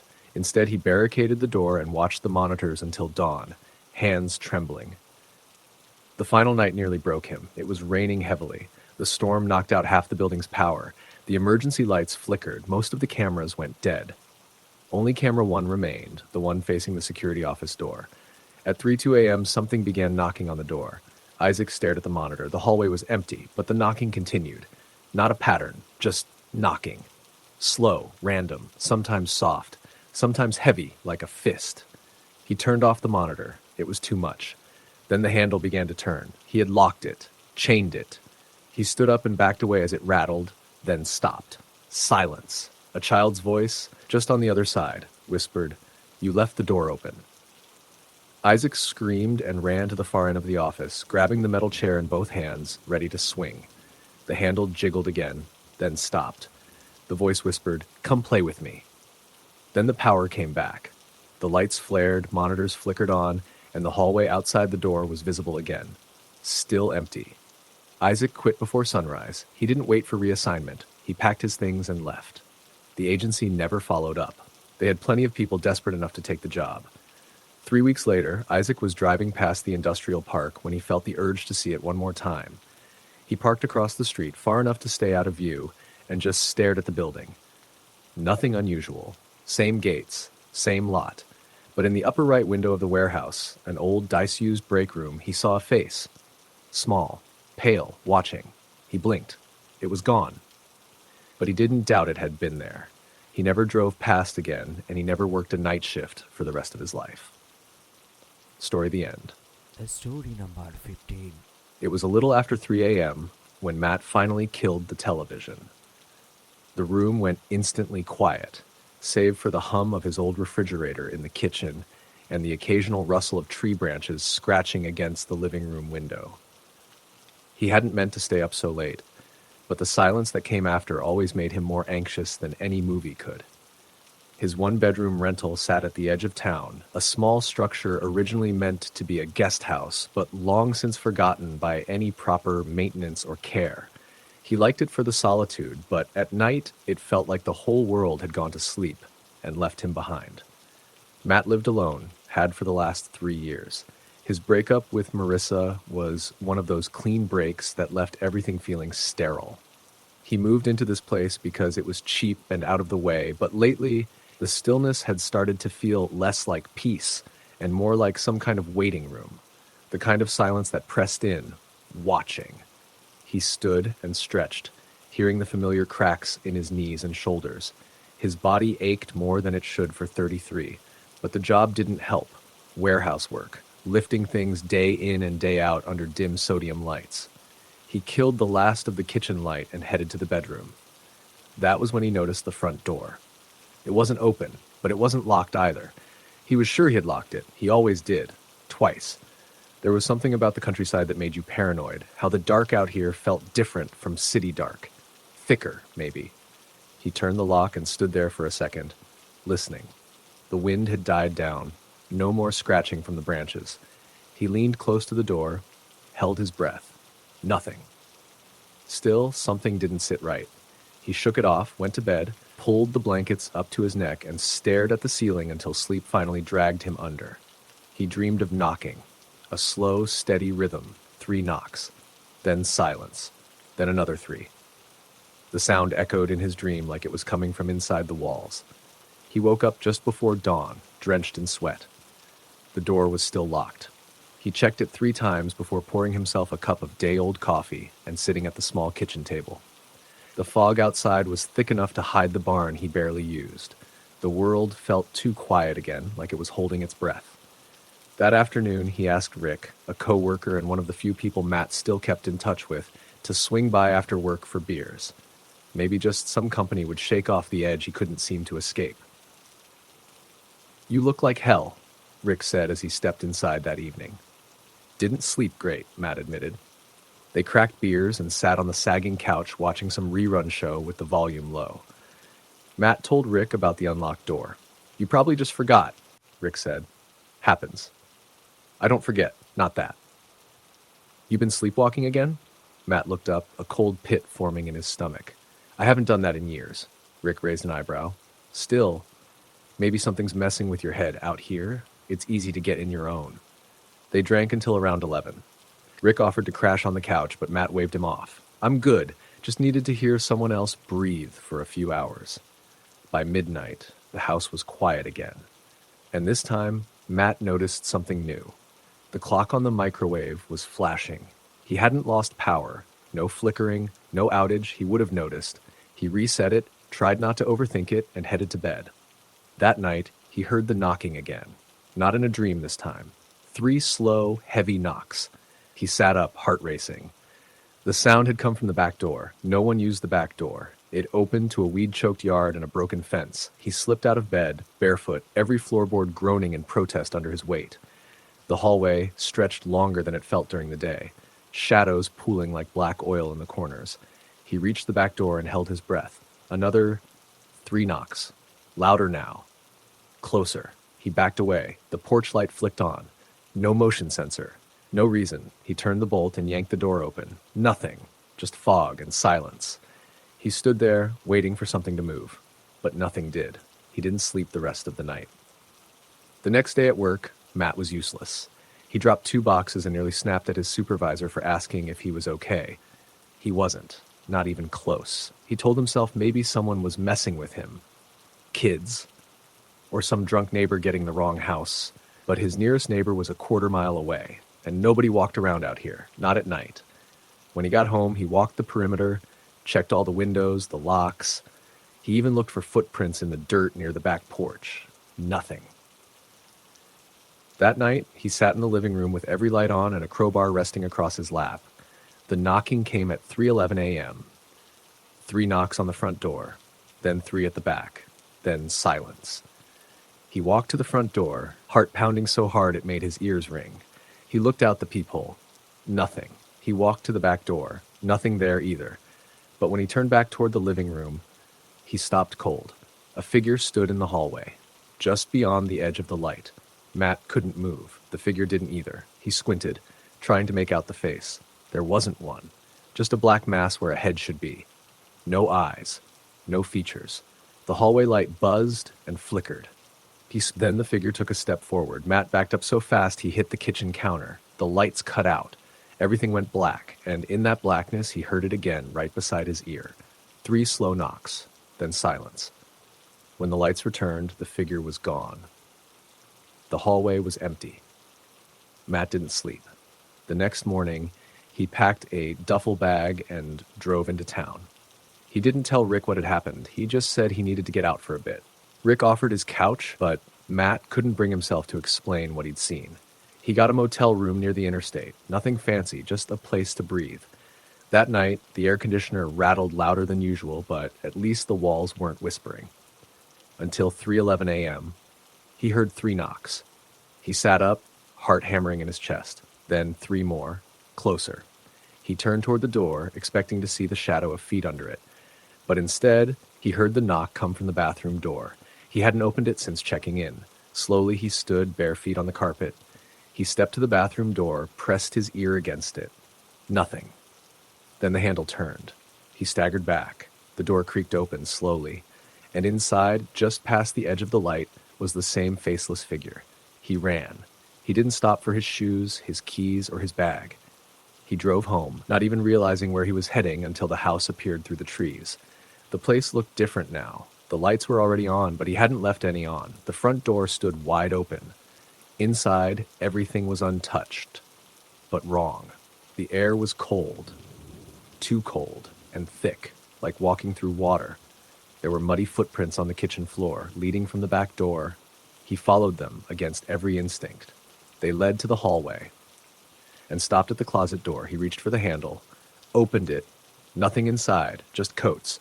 But behind the coats, there was another door, smaller, like a crawl space. He'd never seen it before. He knelt, heart pounding so hard it hurt.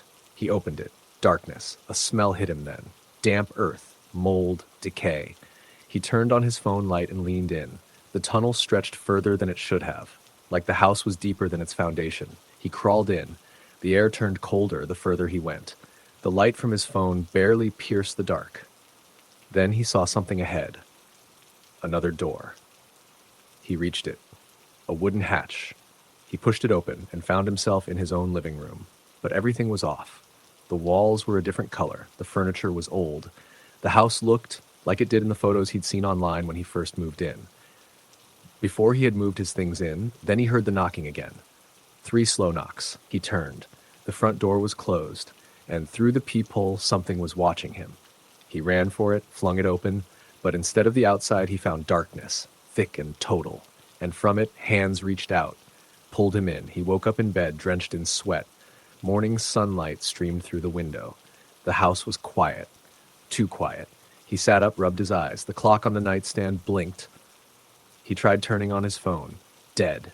The air felt off, like it wasn't real. He stepped into the hallway and froze. Every picture on the wall was upside down. The furniture had been rearranged, and carved into the wooden floor near the back door in long, ragged letters were the words, "Stay awake." He staggered back, then heard it again. 3 knocks from inside the bedroom. He ran. He doesn't remember how he got to Rick's house, just that he was banging on the door, sobbing, unable to speak. Rick took him in, kept him on the couch for a week. Matt never went back to the house. He left everything behind. He found a new place in the city, surrounded by people and traffic and lights. But sometimes even there, especially on nights when sleep feels just out of reach, he hears it. 3 knocks, always at 3:11 a.m., sometimes from the door, sometimes from inside the room. He never answers, and he never will. Story the end. Story number 16. When I was in college, I took a job house sitting for a professor I barely knew. It was winter break, and I wasn't planning on going home. My relationship with my parents had been strained since I changed majors without telling them. So when Professor Laird asked for a volunteer to stay at his home for 10 days while he attended a conference overseas, I raised my hand. He lived about an hour out of town in a secluded rural area, and the house had all the amenities: Wi-Fi, a stocked pantry, and a backup generator in case of power outages. Easy money, he said. The place was large, too big for one person. Victorian, isolated, surrounded by woods. The nearest neighbor was nearly a mile down the road. He gave me a spare key, a few instructions about the heating system, and mentioned, almost as an afterthought, that the land the house sat on used to be part of a much older estate that had been subdivided decades earlier. He laughed when he said, "Some people around here think it's haunted, but I've lived there for 12 years and haven't seen a single ghost." I arrived on a Thursday afternoon, right after my last final. The air was sharp and dry, and the sky had that dim gray-blue tint that promised snow. The house loomed as I pulled into the long gravel driveway, its windows like black eyes. I felt a twinge of unease, but I told myself it was just the size of the place. Too much space makes everything feel unfamiliar. Inside, it smelled faintly of old wood and something like cloves. The heat was already on, and the radiators hissed in welcome. Laird had left me a note on the kitchen counter with the Wi-Fi password and his emergency contact abroad. He had also left me a list of tasks: collect the mail, feed the 2 cats, water the plants, and ensure the house didn't freeze if the temperature dropped too low. I settled in that night, making tea and curling up in the library. It was easily the most impressive room, with shelves from floor to ceiling and a tall window that looked out onto the backyard. The cats, one black, one gray, kept their distance at first, but eventually came around to nudge at my legs. The atmosphere was peaceful. Almost. The silence out there was different. Not the usual quiet you get when things are simply still. It was a deeper kind of silence, the kind you felt in your chest. It made the ticking of the grandfather clock in the hallway seem louder than it should have been. Around midnight, I went upstairs to the guest room and fell asleep quickly. At 3:11 a.m., I woke up. No reason. I wasn't cold. I wasn't having a nightmare. I just opened my eyes and sat up. I listened for a minute and heard nothing, not even the wind. I got up to use the bathroom, and as I walked past the staircase, I paused. From the bottom floor, I thought I saw a flicker of movement in the hallway, like someone had passed quickly through the entryway and into the dining room. I froze. The house was supposed to be locked. I hadn't heard any doors open, but I didn't hear any footsteps either. I stood at the top of the stairs for a long moment, straining to hear. Nothing. I finally went back to bed, convincing myself it had to be the shadows or a curtain moving in the draft. The next morning, I found the dining room window open. It hadn't snowed yet, but the air was freezing, and the cats were pacing near the radiator, clearly agitated. I hadn't opened that window, and it wasn't just cracked. It was wide open. I told myself I must have overlooked it when I arrived. Maybe Laird left it open, though that didn't make sense in December. The second night was when things really started. I was in the upstairs bathroom brushing my teeth when the lights flickered. Just once, for a second. I assumed it was the house's old wiring. But when I walked out of the bathroom, I could hear the clock ticking again. Loudly. It wasn't just in the hallway now. It was everywhere. I could hear it behind the walls, beneath the floorboards. Every room I walked through, it seemed to follow me. I tried to shake it off and went to bed with a podcast playing on low volume to distract me. Around 2 a.m., I heard something downstairs. It wasn't loud, but it was clear. A door closing. I paused the podcast and listened. The cats were both in my room, curled up by the heater, which meant whatever I'd heard wasn't them. I got out of bed and tiptoed to the hallway. The ticking had stopped. Dead silence. I went downstairs with a flashlight. Every light I turned on seemed dimmer than it should have been. I checked all the doors. Locked. All the windows closed this time. The dining room looked normal. The kitchen looked fine. But when I passed by the library, I noticed the curtains were drawn shut. I hadn't closed them. I stepped in and turned on the light. Nothing seemed out of place, but I noticed something small on the floor by the bookshelf. A coin. An old one, tarnished and dull. I picked it up.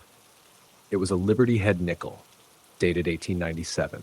I put it on the desk, figuring maybe it had fallen out of a book. Back upstairs, I double-checked the locks again before finally falling asleep. The next morning, the coin was gone. I assumed I'd misplaced it.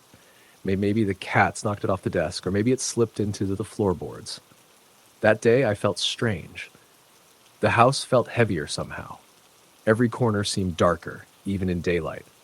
The ticking came and went at odd times, and the radiators began making strange noises, clanks and rattles that sounded like whispers. That night, around 3 a.m., I was woken by a sound directly above me. I lay frozen in bed, trying to make sense of it. It was faint but unmistakable. Footsteps, slow, deliberate, directly over my head. But I was in the upstairs bedroom. There was no room above. I finally got the nerve to get up and open the hallway closet that led to the attic. The door opened easily. The pull-down ladder creaked as I lowered it. I climbed up halfway and shined my flashlight into the attic. The air was musty and thick with dust. Boxes were stacked neatly along one side, and I could see old furniture draped with sheets. Nothing seemed out of place until I turned to the left. Footprints. In the dust. Not shoe prints. Bare feet. Small, like a child's. They led from the attic window to a corner where no boxes were stacked, just empty space and wall. But they didn't return. No second set going back. I climbed down and closed the attic, heart hammering in my chest. I didn't sleep at all. The following morning, I tried to call Professor Laird. No answer. I left a message. I told myself I was being paranoid. Old houses make noise. Dust can be disturbed by airflow. I told myself a lot of things. The fifth night, it snowed heavily. The roads were blocked. I couldn't leave even if I wanted to. Around 11 p.m., the power went out. I got the generator running, but the lights remained dim and flickering. By 1 a.m., the temperature had dropped to freezing again. I wrapped myself in blankets in the library with the cats nearby and tried to read to distract myself. That was when I saw it. The hallway beyond the library flickered with movement. I looked up and saw someone standing just out of the light, not moving, just standing there. Tall, pale, face in shadow. I blinked. It was gone. I checked. No one there. Doors still locked. I couldn't breathe. I stayed awake until morning. The sixth night was worse. I was half asleep on the couch when I woke up to the sound of a woman crying. It came from the dining room. At first, I thought it was a radio. I got up and walked toward the sound. The cats followed me a few steps, then froze, their fur raised. The sobbing continued, a low, breathy wail. When I turned on the light, it stopped. The dining room was empty. The sound had been so real, so close. I turned and saw it again, just a glimpse. Something on the stairs. A figure, pale, hunched. It disappeared before I could process it. I packed my bag. The storm had let up slightly, so I decided I'd try to drive out in the morning, even if the road was bad. I didn't want to spend another night. At 4:09 a.m., I woke to scratching. Inside the walls. Slow at first, then frantic, then pounding. I turned on the light. Across the room, carved into the wallpaper in jagged lines, was a word I didn't recognize. Not English, not any language I knew. I threw on my clothes and left the room. I walked toward the staircase, and I stopped dead. At the bottom, staring up at me, was a boy, no more than 7, barefoot, face gaunt, eyes sunken and hollow. He didn't move, just stared. I stepped back. He vanished. I ran. I made it to the car and drove through 6 inches of snow and ice until I hit the highway. I didn't go back. I left a voicemail for Laird, told him I was sorry that I left early, that there was something wrong with the house. He called me 3 days later. Calm, quiet, said he understood, said it wasn't the first time someone had left early, said the house was unusual. He never explained what he meant. I never spoke to him again, and I never went back. But sometimes in the dead of night, I wake up without reason, and I swear I hear the ticking. Story the end. Story number 17. It was one of those nights where everything felt just slightly off, and I knew it long before anything truly strange happened. I work as a medical courier. My route sometimes takes me through isolated rural stretches in the middle of the night, picking up and dropping off lab samples between small clinics and larger hospitals. You'd be surprised how many urgent tests get run at 2 a.m. I was used to the night, the quiet, the long roads. I actually liked the solitude most nights. But that one night, it was different. The sky was clear, no moon, just stars. I had just left a small clinic in a town so small it didn't even have a gas station. It was around 2:45 a.m. My next stop was a hospital about 70 miles away. The route went through back roads and woods. I'd driven it dozens of times before, but that night, for whatever reason, I felt a chill as soon as I pulled out of the clinic's parking lot. About 30 miles into the trip, I turned onto one of those barely lit, narrow, 2-lane roads. Trees pressed in on both sides. My headlights only revealed a few feet ahead, and everything else was swallowed by darkness. I had the radio on low, just enough to keep me from feeling like I was floating in a void. Then my radio crackled and went silent. That happens sometimes in those wooded areas, so I didn't think much of it. But what followed was strange. My headlights flickered. The dashboard lights dimmed for a second. I instinctively looked at the battery gauge. Everything looked fine. I tapped the dashboard like that would do something. The lights returned to normal. I drove another half mile and saw something odd on the side of the road. An old phone booth. Not the kind you still see in some city corners. This was an actual glass and metal box, the kind from decades ago, lit from within by a flickering yellow light. I slowed down, staring at it as I passed. There was no reason for that thing to be there. No reason at all. The road hadn't had a single house or building on it for 10 miles in either direction. Yet there it stood, in a small clearing just off the shoulder. As I drove by, I swear I saw a figure inside it. I blinked and looked again, but it was already gone behind me. I almost stopped, but something told me not to. Not fear exactly, just a deep unease, like my body knew something I didn't. Another mile down the road, I saw what looked like a person standing at the edge of the woods. I slowed a bit, squinting. It was a woman, barefoot, wearing a long dress. Her arms were at her sides, and her head was tilted slightly forward like she was staring straight at the ground. I slowed more, but didn't stop. As I passed, I looked at her through the window. Her face was obscured by her long dark hair, but I saw just enough to know that something was very wrong. Her skin looked gray. Not just pale, gray like concrete, and she didn't move at all. I sped up. I drove fast for a few more miles. My heart was pounding, even though I kept trying to tell myself it was nothing. Just someone walking home. Just weird lighting. I even thought maybe the phone booth was some kind of art installation. But then the fog rolled in. It came out of nowhere. 1 minute, I had clear visibility. The next, I couldn't see more than 10 feet ahead. The headlights lit up nothing but dense white. I slowed to a crawl, tension in every muscle of my arms and neck, and then my engine sputtered. It didn't die entirely, but it started stuttering like it was struggling for fuel. I checked the gas gauge, 3/4 full. The steering wheel felt heavy, like the power steering was giving out. Then, with no warning, the entire car just shut off. Lights, engine, everything. I rolled to a slow stop on the side of the road, completely blind in the thick fog. I turned the key. Nothing. Not even a click. The only sound was my breathing, that and the occasional crackle of leaves outside. Something was moving out there. I locked the doors. I sat there in silence, debating what to do. There was no cell service. I tried, but the phone just kept searching for a signal.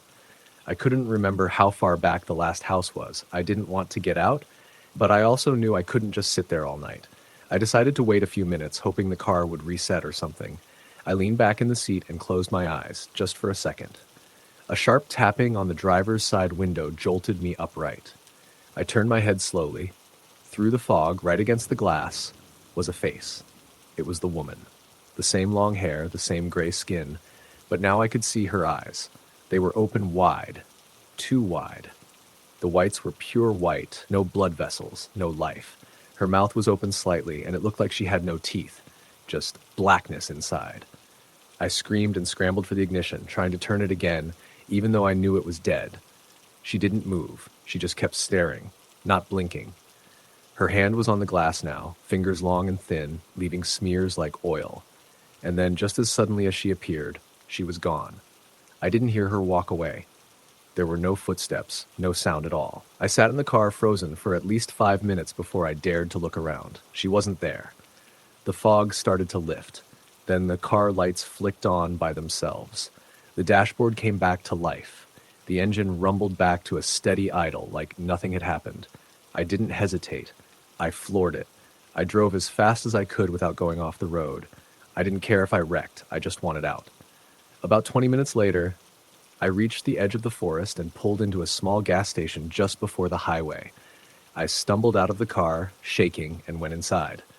The old man behind the counter looked up at me like I'd just seen a ghost. Maybe I had. He asked if I was okay. I told him my car had died in the fog. He nodded slowly and said, "You came through Old Harlow Road, didn't you?" I paused. "Yeah." He didn't speak right away. He just nodded again, like that explained everything. Then he said, "Used to be a town out that way. Harlow. Burned down in the 60s. Nobody really lives out there anymore, except her." I didn't say anything. She's been seen. People break down, see her in the woods. Some don't make it out. Count yourself lucky. I asked him who she was. He looked around like he didn't want anyone else to hear. Then he leaned in close and said, "Wife of the preacher who ran the church out there. The story goes she went mad after losing her child in the fire. Wanders those woods still, looking for him, or looking for someone to take his place." I asked him if he believed it. He looked me in the eye and said, "I've seen her too." I stayed there for about half an hour, gathering myself before finishing the trip. The car ran fine the rest of the way. Nothing else strange happened that night. Or maybe it did, and I just didn't see it. I don't drive that route anymore. I asked to be reassigned to a different circuit. They didn't ask questions. I think they've heard worse. But I still dream about her sometimes. Standing just outside the window, her face pressed to the glass, her mouth opening wider and wider like she's trying to scream, but no sound comes out. I wake up in a sweat, heart racing, convinced for a second that she's still there, watching. And maybe she is. Story. The end.